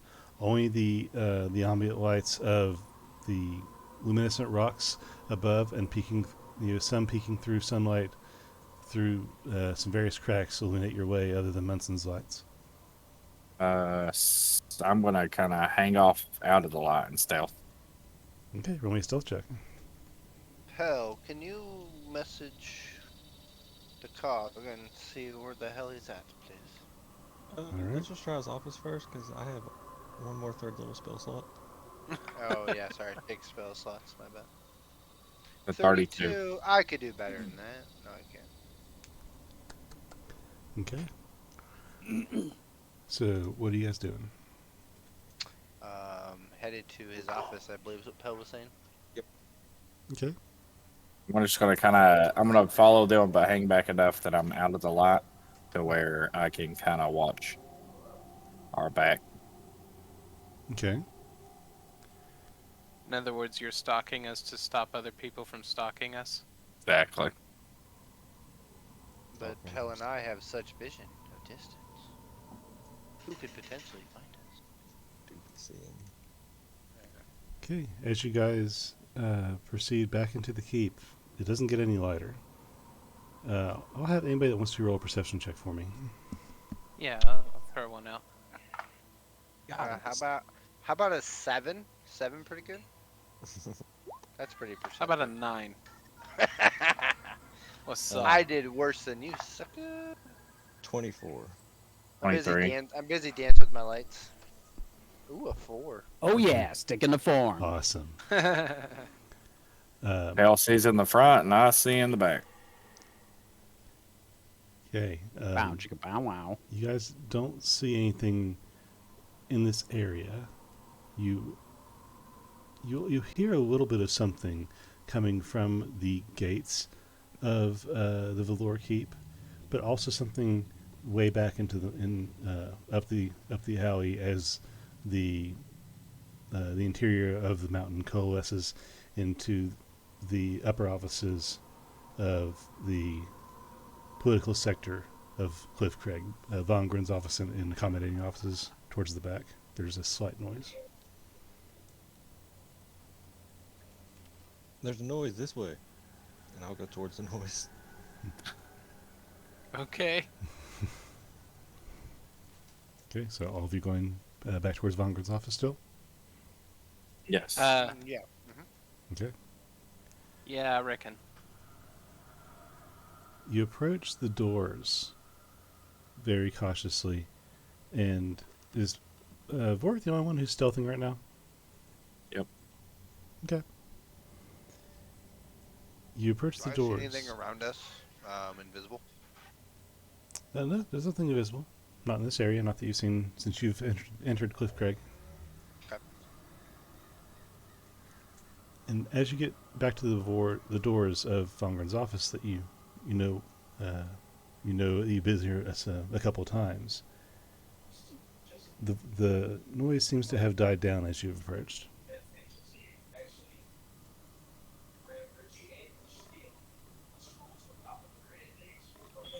Put my ear up to the door.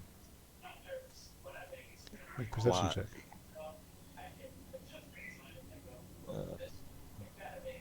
Got it once again.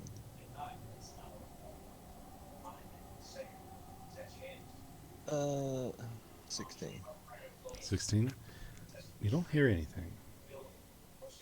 But the door is also very thick.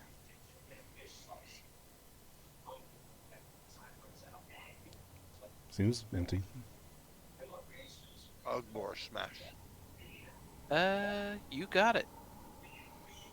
If you'll excuse me, Pell, we're gonna do this my way. And Ugborg starts rubbing his hands together. And Ugborg takes a few steps back and runs and, like, fireman kicks the door open. Ka-chow. Okay, make me a strength check against this giant stone door. Yeah. Oh, before you roll, I'm going to say 19. That's all I'm going to say. Okay. I give him guidance. Like we'll say athletics. It'll be an athletics check. Yeah, I'm gonna give him guidance. You got this. 3.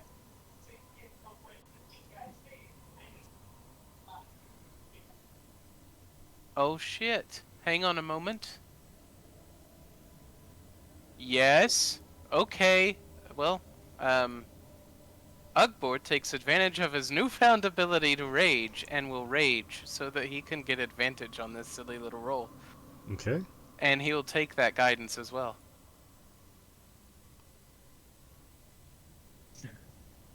So it's 19. Well, if it was an athletic, you could just roll athletics. Yeah, With sure. the Why not? athletics lesson. Yeah, Hey, yeah. he said you can roll. He said you can roll athletics. Yeah, do athletics. So there you go. 26. Okay. So, Ugbor, you raise your foot and kick against this giant stone door, and you crack it enough, like your foot makes contact, and then it like just cracks and then flies inward a little bit, and then the doors kind of like crumble a little bit as the stone falls away, and it's just open a little bit, like it's cracked, but now it's open. Ugbor grabs his ankle. Ooh, ah, ooh, ooh, ooh. It's a hard door. And now we open it. Yeah, and he shoves it. Wow. Okay, so you're shoving it open. Yeah. Okay, who is in what order here? I'd have been behind Ugbor. Okay, what about everybody else? Towards the back. I have my lights up front, but because of my robe, I can't really be in my lights, so my lights are ahead with them, so I'm a little ways back. Okay. And Flint and Vorik, where are you at? I'm guessing the back still. Okay, Flint. Just ahead of Warwick. Okay, fair enough. Okay. As you open the doors to the office, it is dark inside, but you see familiar shapes and the light illuminates the area.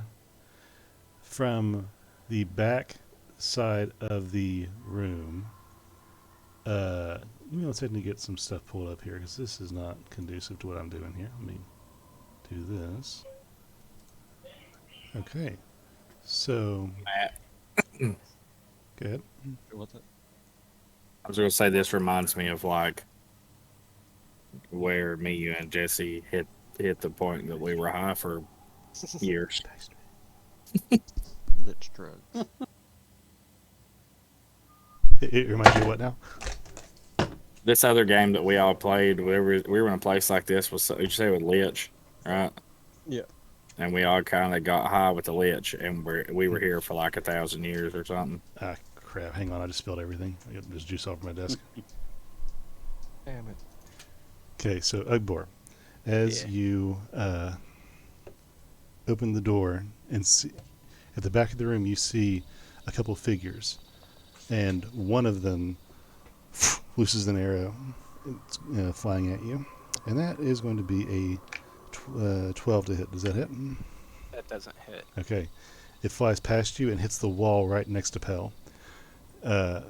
Alongside that, at the same exact time, because these were held actions, Sure. there's also going to be you look up how that works. Munson, give me a Thunderwave. How's that work? Oh shit, what? Nice, Thunderwave. What about Thunderwave? Sorry. Attack roll or save? I think it's a It's a save. save. Con save, maybe? Con Yeah, save. yep, con save. So I will need, we'll say Ugbor and Pell both to make a con save. For me, please. Now, are they close enough from where he's casting it from? Yes, the Because it has to be spells. within 15 feet from the creature. Yes. It's for himself only. The room is a little small, but they're within that range there. Okay. Okay. I got a 16. 16. Okay. And Libor. Oh, let me put it over here. I found another good one, but it doesn't pertain to Ugbor. I just thought it was funny. Dustin Okay. and Matt. Mm-hmm. It says, do regular dogs see police dogs and think, oh shit, it's the cops? It's the fuzz. Okay, so that's half damaged. So Here you go, that will Borg. be both of you take 2 damage, and you feel the force of the magic whoosh past you, but it doesn't force you back in any way. So now I want to. Well, first let me tell you, it shouldn't be long. Let me ask you what Pel and Obor are doing in response to that. Okay, so it's 2 force damage. Yeah, 2 force. No, 2 thunder damage, Yeah. Okay, 2 thunder. and you are still raging. Yep. Can we see who did it? You Like, you, we see you the pretty figures. plainly see the figures that it's come from. Yes, with the ambient light in the room and the Munson's orbs of light. Ugbor laughs and goes, "It's a fight then," and Well, who is it? charges at one of them. Do we recognize the figures or anything? If you want to use this time to identify them instead of doing anything, you can certainly do that if you want. Yeah, I'll try to see, like, if it's somebody, like, bad or... Yeah, This it's is weird that hot. we haven't rolled initiative. Yeah, initiative yet. He figures you Somebody can kill them all by loves me. yourself, Ugbor, so he didn't figure we needed. Yeah, he's challenging my my 5 attack 2 turn thing. Hey, let's see it in action, buddy. So, Pel's going to try and discern who it is. What are you doing, Obor? Ugbor chuckles and says, "It's a fight then," and goes to fisticuffs one of the figures. Yeah, I got that. But I mean, are you like running towards them? Are you pulling out your axe? What are you doing specifically in that manner? Yeah, no, I'm gonna like I said, I'm gonna just charge him. I'm gonna Charge him. like Okay, shoulder cool. check him. Cool. Yep. All right. Then I will have everybody roll initiative now, and I will tell Pel that what you see is 2 beings that look like elves, but their skin is off a shade. Even in this light, they look different, and they look angry. And I Fuck didn't him have... up, bug boy. That doesn't seem right. Oh, what? Hold up. Because he rolls with advantage, so because he has a nat 1 in there, it's automatically red. Yeah, that's it. Oh, okay. So if he ends up rolling a nat 1 and rolls a nat 20, it turns blue. Gotcha. Okay, so let me roll for them real quick. Don't ask why I know so much. It's a different type of scenario, so let me do this here. Okay. It's not good. Me and Flint just wasted our good rolls for initiative. The two guys that are first are the 2 that roll the worst initiative. What's that? We usually always roll bad, so this is not good. Okay. So, I have to have Vorik reborn. Holy snap. It's Vork born. Vorik. The reborn identity. okay.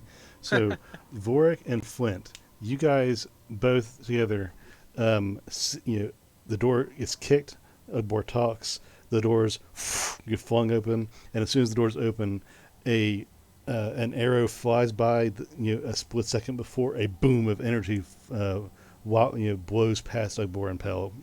What are you guys doing? Can I clock where the arrow came from? Yeah, I Flint? would like the record to show that Ugbor laughed. He laughed when he was hit by that damage. Yeah. 'Kay. Okay. And then I seen him was like, fuck him up, Raleigh. So, Yeah. from back where you are, Vork, no, you couldn't see where they are exactly. You can gauge where the angle of the arrow and where it came from generally, but you don't see them right now. They are you probably will say 15, 20 feet from the door, and the person who cast the spell was about 15 feet inside the door. The arrow, you're not sure. Did I see the person that cast the spell? No, they are just on the other side of the door. I want to kind of work my way up enough to Hello where I from the can other get side? exactly Okay. to where I can try to get a visual on them and pop them with an arrow. Okay. You can very easily move up that far. You have to kind of squeeze past Pelena before, but you pushing past there is not hard for you, especially stealthing as you are. And you see them on the other side. It's an elf of some sort. Their skin is dark, like it's almost a purplish gray color, and the person is standing there with like a some sort of fur around the neck. It's like an accent to the coat that they're wearing, and they have their hands out. In one hand, they're holding a stick of some kind, and they're in that classic "I just casted a spell" stance. Okay. Arrow. So do I see both of them? You see that one. You don't see the other one from where you're at. So I see like the mage or whatever. Yeah. Arrow that one. Okay. Go ahead and roll for attack.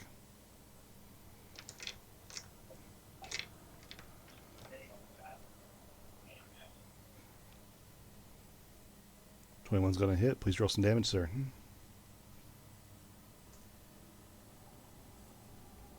The lulls when we're about to kill Vongren right now. 24. You shoot your arrow, and it flies and hits them in the shoulder. Now that does do extra damage to fey creatures, right? Is that in the weapons description? Yes, it does an extra D10. Okay, is that on here? No, Just checking. I have to, it wouldn't do that where it's a custom thing. Okay, so roll a d10, please.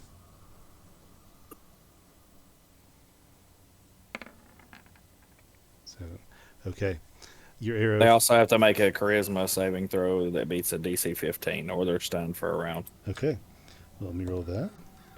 Their charisma save is an 11. So they're stunned.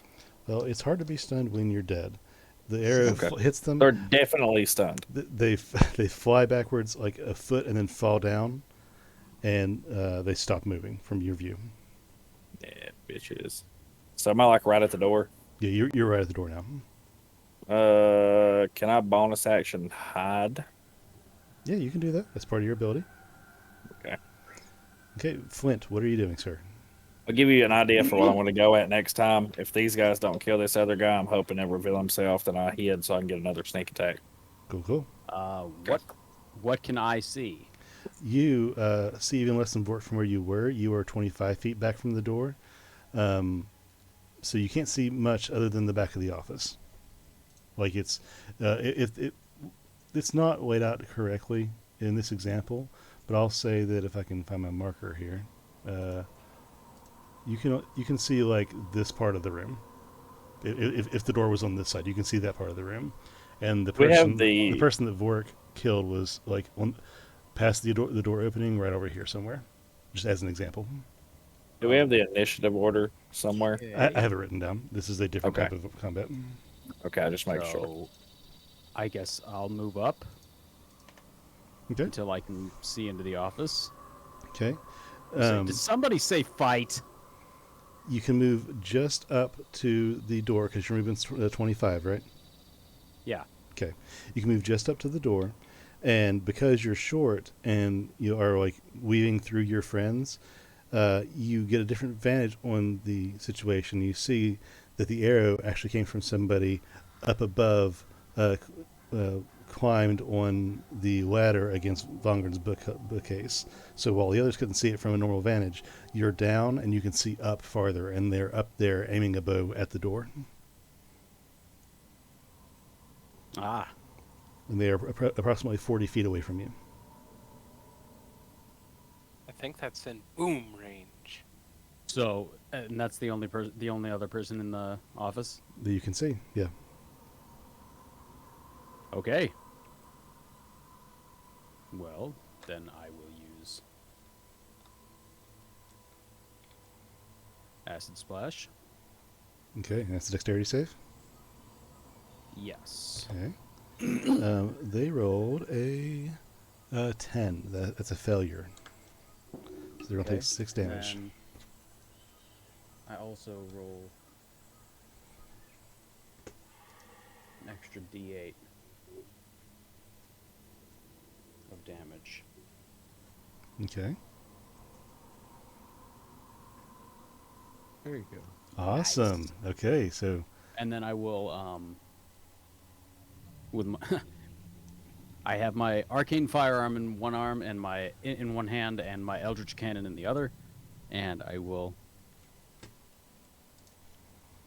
fire my eldritch cannon. Ah, I'm so sorry.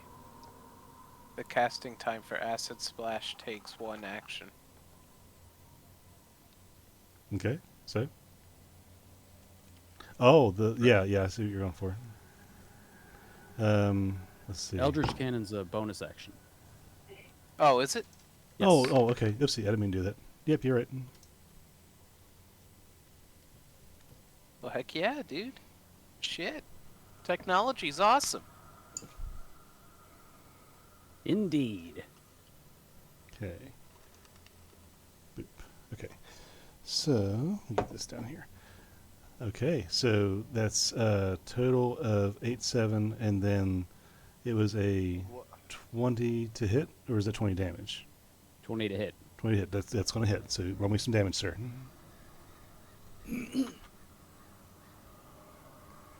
10. Okay. What Tell- level are you, Flynn? 11. So your acid. Did you do acid splash? Yes. At level 11, it's 3d6 acid damage. Just so you know. It Oh. did. It rolled. It was a Oh, 3 that and a 1. 3d8. That was the GM rolling kablam. Yeah, that was me. So that's Up on- 3d8. It's a 3d6 for. Yeah, it did. Yeah, Oh, never mind. Yeah, never it mind. was a Sorry, I was 3 scrolling plus past 1 it where I plus 2. just saw the 8. I was like, oh, okay. Yep. Never mind. My bad. But Flint, we're level 12. What? Yeah, we're level 12. Are you? Yeah. I lost Yeah. track. I'm level 12. Yeah, I'm level 12. Oh, well, you've leveled up. So you can do that in a minute. Is that Ugbor level Yeah, ahead I'm of level. us? I was muted. Yeah, I'm level 13, so you guys would be level 12. Cool. There you go. Yeah, so you can get those bonuses in a minute. But for right now, though, tell me how after you burn this this elf-looking creature with acid, you then hit them with a kablam and kill them, please. Yes, well, since it on a hit it pushes somebody back 5 feet, it pushes him right off the balcony and he falls down and breaks his neck. Awesome.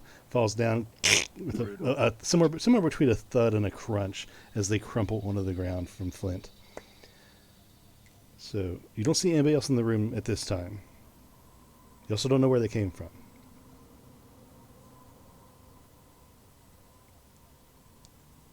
Well, might have to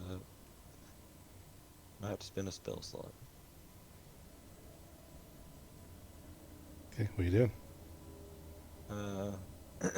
I'm gonna send to Bongren and tell him we're here. We're in your office. There's some weird dark fae in here, though. Where you at? Okay. Almost immediately in response, I am on the balcony of the keep, and you hear him verbally like stand up or something. We'll be there momentarily. And cuts off. Well, he's on his way now. I guess I go look at one of the bodies, the one that Vork annihilated, not the acid-soaked one. If Freckles were here, I'd be cutting these guys up right now. Ugbor exits rage and feels tired.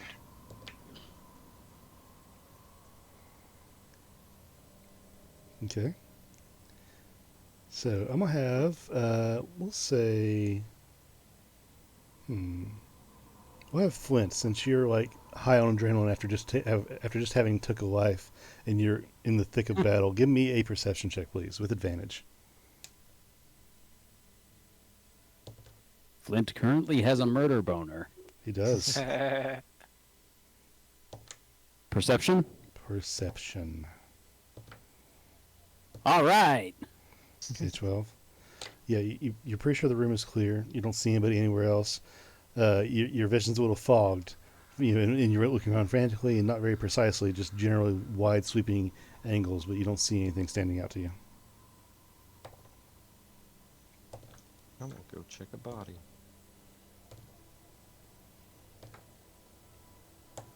Okay, so what are you checking for on the body? Just seeing what it has on them.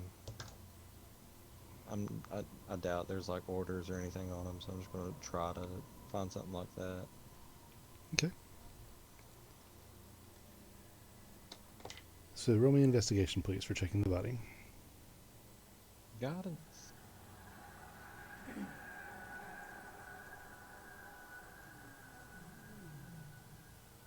Six.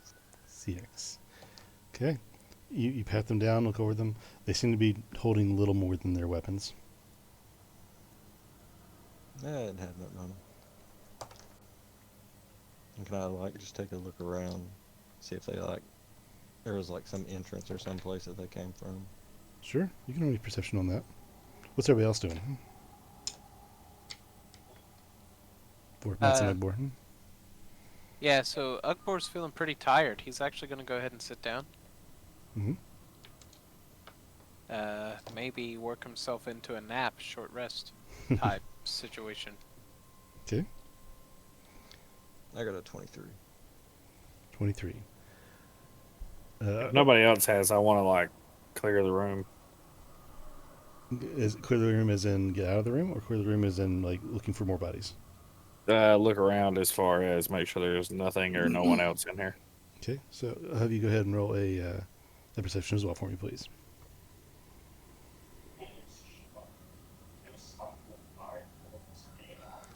Bill, are you using your new metal dice?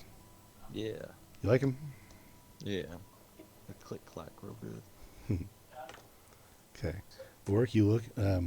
Everything seems fine. They seem to be the only two individuals that were in this room. Surely there's nobody else sneaking around here. Okay. Pell, you look around. You try to look for openings. You look suspiciously at the fireplace, at the windows. You look up and see if there's any rafters or any holes in the ceiling. You don't see anything. And then you look over towards the teleportation circle room in Von office and see the door cracked. Then you see it move a little bit. Hey, I think there's somebody else still here. I'll draw back an arrow as soon as he says that. I'm gonna go try to open the door. Okay, as you go to open the door, there's going to be a where's that? There's going to be like as you reach for the door, a short sword comes out from behind the door and stabs you in the side for a 19. Is that hit? Just barely, yeah. Okay, that's going to be oh god dang, 3. It's going to be 3 damage. The tip barely gets in your armor and your hide, and it nicks you just a little bit. They were. Is it piercing? It is piercing. I'm resistant to it. Yes. Just the tip. Yep. They like show themselves at that point. I'm gonna let this arrow go. Yeah. Are you still Like raging or? Ugbor is not raging now.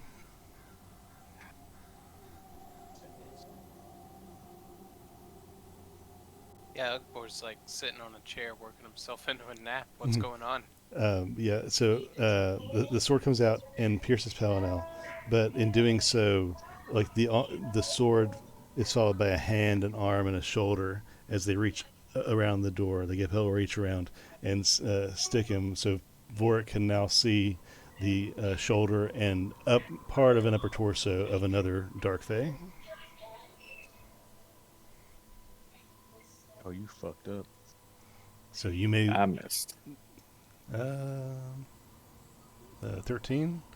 13 is actually the armor class. Yes. That's fine, because if I didn't hit him with that, I was going to follow up with daggers. So that's, I mean, he's getting it either way. Yep. And don't forget to roll the extra d10.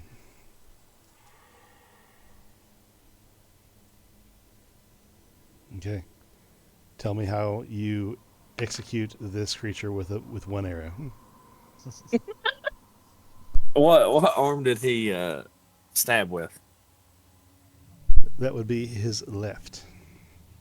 So you said he reveals his shoulder somewhat and a little bit of the torso. Mhm. I want to put that arrow right through the heart. Okay. And is he like in front of the door, like leaning out that way? It's like he's like hugging the door. Like you imagine taking your right hand and grabbing the handle of the door that opens, on the left side. So your hand's on the handle. He's like leaning around that door with his hand on the side of the door, sort of thing. I want to put it right through the heart and pin him to the door. Okay. So you see your friend get stabbed in surprise from this attack, and you loose an arrow that flies just under his elbow and pierces through just a couple ribs in their armor and through and kind of like pins them up against the door. But as the blood spurts from the wound, they fall, break the arrow off the door, and collapse onto the ground. Wasn't the arrow technically? Do these arrows fade? Like, I don't know how they work. Oh, I forgot. Yeah, I forgot. It was this bow. Yeah, the arrow. Once it hits and the pinning is done, there's just enough time in the arrow's lifespan, so to speak, where it would be pulled loose of the door before it dissipates. Like the arrow is gone before he hits the ground. Right. Okay, and Pell, you open the door up and you see nobody else in the room right now, but you see the magics of the teleportation circle freshly active. I want to close in like a little bit closer towards Pale, but trying to keep my angle to where I can see into that room and go ahead and pull an arrow back. Okay. And Hey, Munson, come here. Yeah, what's up? Munson and Vorik, I'm sorry, Munson So and just Ibor. to be clear though, Vorik, are you readying that action? Oh yes, Cool. All right. Yep. So what's the readied action? launching another arrow. Okay. I had assumed as much. But Munson and Ibor, as Munson answers the call from Pell, you both hear the hurried march of metal dwarven boots rushing your way from the hallway. What's up, Bugborn?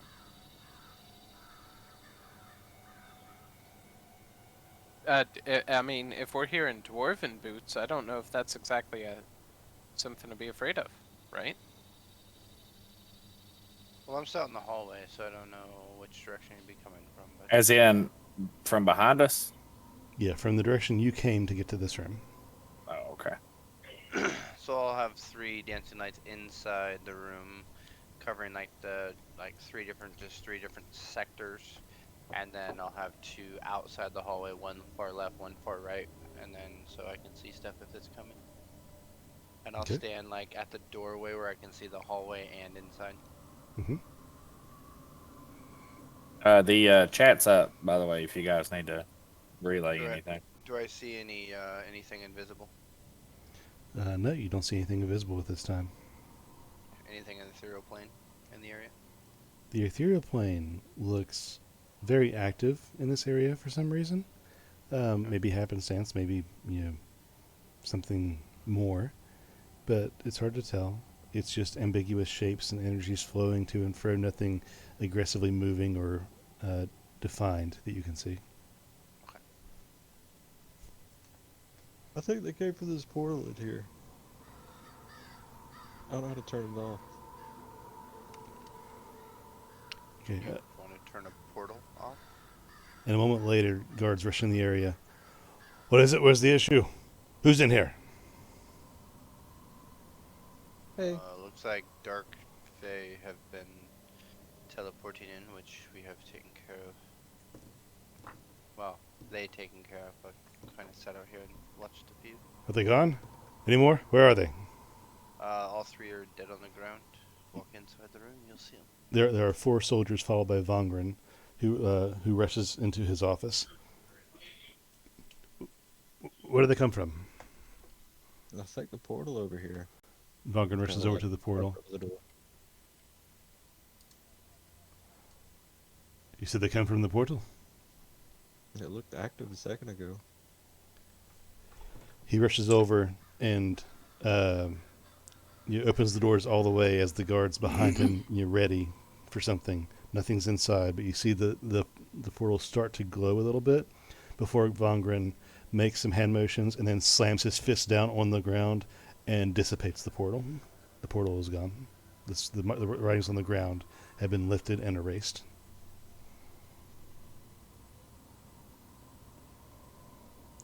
It's too dangerous. So what the hell's going on? Why have you not answered the call until now? Where have you been? Have our messages gone unheard? Well, we went to the memory tree, and that place kind of blocks them. We don't know the duration we were there for. We just went in, and as we came out, it was snowing fucking cold. Yeah, like we were here like 2 days ago. Of all the little bit I've heard of the place, I've not heard of any time distortion, but regardless, your estimates were wrong. Either that or they were given to you falsely, or the dark forces simply were provoked to an early attack. What is the day? From your number, we are, I think, 10 days away from the estimated date. Wow, that's extremely early. Regardless, the forest above Red Ash is now under siege, and lives are being lost as we speak. Lord Bainbreeze and the are leading their forces into battle even now. I have... So why did you summon us here then, instead of Red Ash? Because I don't know how safe Red Ash is, and so I assumed at least our teleportation circles and portals into our city were safe, but we assumed the opposite of that area. All portals in the Rowanwood forest had been blocked. You could not teleport there if you wanted to. You could use a standalone teleportation spell if you had such magics, but I do. you do. I did not know that. I assumed you would circle in and it would be a danger to you. No, I'm more of a risk taker. I port wherever I please and hope I'm lucky and get it right. It's Well, pretty fun. well, that was the logic. But as of now, I have dispatched several platoons of dwarves to march there, but it will take a day and a half if they're fast. Would you we like have- to go there with us? No, it'd be too risky, as much as I would love a good fight.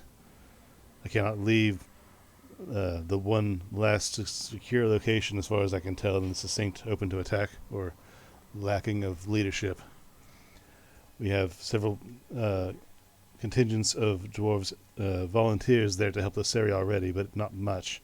Not an entire army's worth of forces. They're heading. I have forces heading there.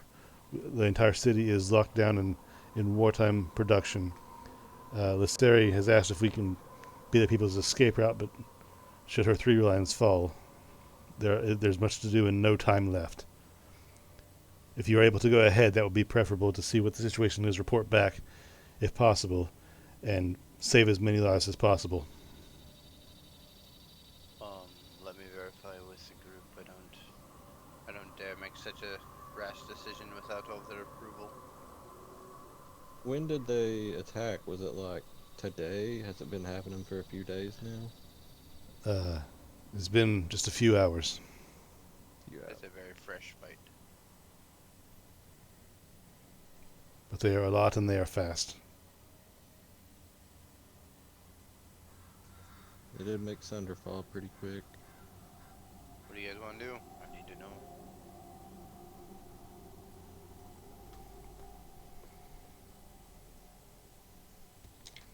Solid answers. I like it. Do you know of a better way to help If the you're situation? asking my opinion, I say we do it. I'm asking the team's opinion.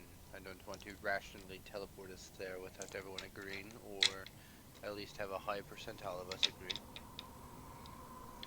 I mean, I'm all for going. Let's do it. I'm kind of fucking tapped out on casting fucking sending for no reason.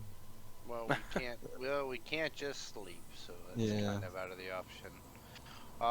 Yeah, I can try to port us back to this spot in Red Ash in which I've landed us before. I will have to roll to make sure I can cast it, but.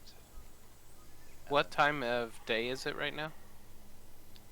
Afternoon sometime? It's late afternoon.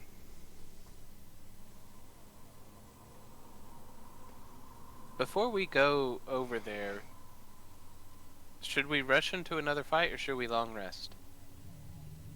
So you want them to fight for 8 hours before we show up to see what the aftermath is?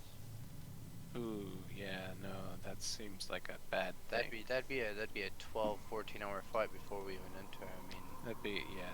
and if they're bad. fast and quick, that's a lot of extra lives gone. Legbor says people are losing lives by the second. Let's take a nap. Let's take a nap. I'm not feeling it. Yeah, no. I've been persuaded. Let's go. Okay. You better not land us in water. It's up to the DM, not me, man. Well, if you're all agreed, we should go. We need to hurry. Let's go. 7th level. Okay, I might need the flint boost. We'll find out. I rolled a 17 plus 5, 22. So yeah, I can cast it. Okay. You want me to roll percentile or anything? Well, that depends. Well, was yes, percentile. That's a definite. But I need you to tell me once I move my thing here. Yeah, the Red Ash where I've landed us before in the previous time. I believe it was Red Ash, and I believe it was right outside the city, right outside the marketplace. That's correct. So you're And familiar with that's the place? where I will be aiming for, yes. So, let's see. I rolled a 77%. 77. Okay. 77. 49 damage. Okay. So, as you cast the spell and gather your friends once more, you lift very familiarly, as you did a moment ago, into the air, and your beings are teleported to an area outside of Red Ash. As you drop on the ground, outside in the same place you had once before. And as you land, the village is in chaos. The docks are emptying of ships as we speak that have all set sail to avoid being destroyed or stolen. The shops are closing, doors are slamming left and right. No, people are running through the streets to get inside somewhere. No one is to be seen in the streets that is not like in active panic. In the distance, past the forage's edge, there are sounds of war way off in the distance. Shouts and screams of men and women, roaring of beasts, clashing metal, whooshing of arrows, and the tang of magic spells as they sound off. Battle is great, and from the sounds of it, but a fair distance away. There's evidence of the battle preparations in various stages of construction, or in druidic conjuration practices around the village's edge, but only a few elves still man this area, seeming to serve it mainly as messengers between the front line and the fallback point of Crane Rune, from what you have remembered of Osaria's plans. How far do I believe the battle is from where we are standing right now, give or take? From hearing the noises and so forth. From hearing the noises and trying to gauge where it's at in perspective to where you are, in your travels and everything, you're guessing it's going to be probably about a mile or so back into the forest. But the battle is out of the town? From out of the town, yes, north of the forest, and it's it's hard to explain. It's very loud, but the battle is so great that it's quiet, so you can gauge from multiple perspectives from what you know of battle and the size of the sound to kind of triangulate where it is, if that makes sense. Also, you are back outside in an area that is growing darker as the day goes on, and snow continues to fall. God, I vote for Hawaii, guys. It's cold. Who had the dumb idea to sleep, man? Imagine all the how bad this could have got. Jeez. When the few soldiers that are at the outpost on the edge of the city see you as you start talking to yourselves, they turn their spears from the forest towards you. Stop! For whom do you fight? Oh, shut up. Jesus Christ. Right now, we don't know what we're fighting, considering that we just got here. I'm guessing you're at war with the evil Fae, yes? Yes, and you're with them, are you not? Or are you? And they get up and approach you a little bit with the spears drawn towards you. We are here to find Torin and Lasari. We are... but we're friends. We're not here to hurt them. But we're here to help them stop the war, not continue the war. Thank the gods. Then go. The battle rage is just beyond the river. About half a mile out, there's too many lords and lady have gone for aid. Please go. What do you mean gone for aid? You mean they ran away? Oh, called. My bad. I misread my own notes. Called. Oh, called away. Okay, gotcha. Different. Gotcha. Half a mile. How many feet is a half a mile? That's what I want to know. About 2,500 feet.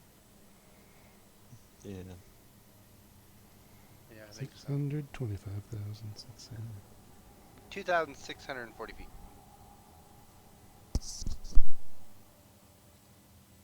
In a mile, it's 5,280 per mile. That's a lot of turns. I'm chubby. Alright, I Okay, would yeah. say we start sprinting that direction, as we don't really have any other way to get there quickly that I can think of. Oh, boy, carry Flint, you're faster. Whee! Here's He pulls out a little whip. Whoosh, whoosh, Yeah. Come on! here's my papoose. It's only weird if you make it weird.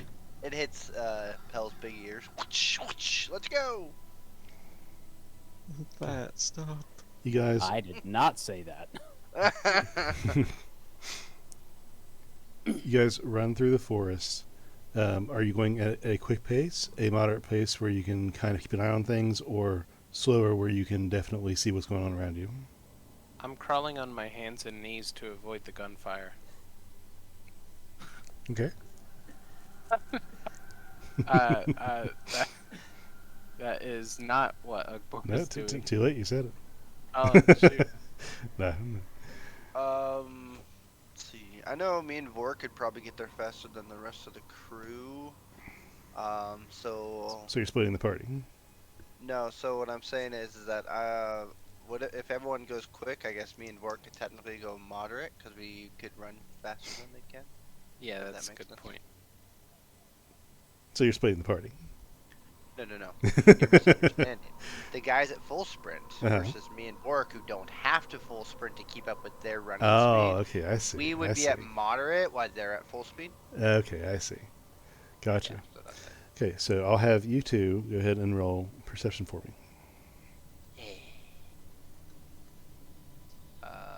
17 for me. 17. My robe gives me advantage. Vorik. Yeah. You still with us, Vorik? Wake I up, was man. not- We're I'm in here. I'm battle. not. I'm not asleep. I'm not asleep. Beat my 17 perception, will ya? What's your Beat roll? your 17 perception. Yeah. You're a zombie, I see. With your elf eyes. Shall not. I almost did. I almost rolled a 17. Okay. Nice. So, you guys are watching vigilantly as you go towards the sound of combat. You're trekking through the forest, trying your best not to crack any unnecessary limbs that are on the ground. Although you can't help but rustle some leaves, and your feet crunch snow as it gathers on the ground beneath your feet.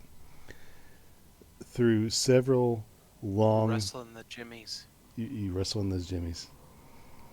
Through several long minutes of Monster. trekking through the forest, you eventually come close to what you believe to be the battle, as the sounds get louder and louder. Getting up to the back side of the battlefield, your noses are filled with smoke and cold, along with the pungent iron scent of blood that's been spilled. The snow still falls above the trees, and the light that once permeated the area seems to be almost ominously dimming. I can only become so erectium. As you see before you the field of battle with people and beasts screaming and clashing, there are elves, dwarves, dark fae, some other beasts that are hard to see in this area for the fog of war. That's what we're going to pick up next time. Dope. The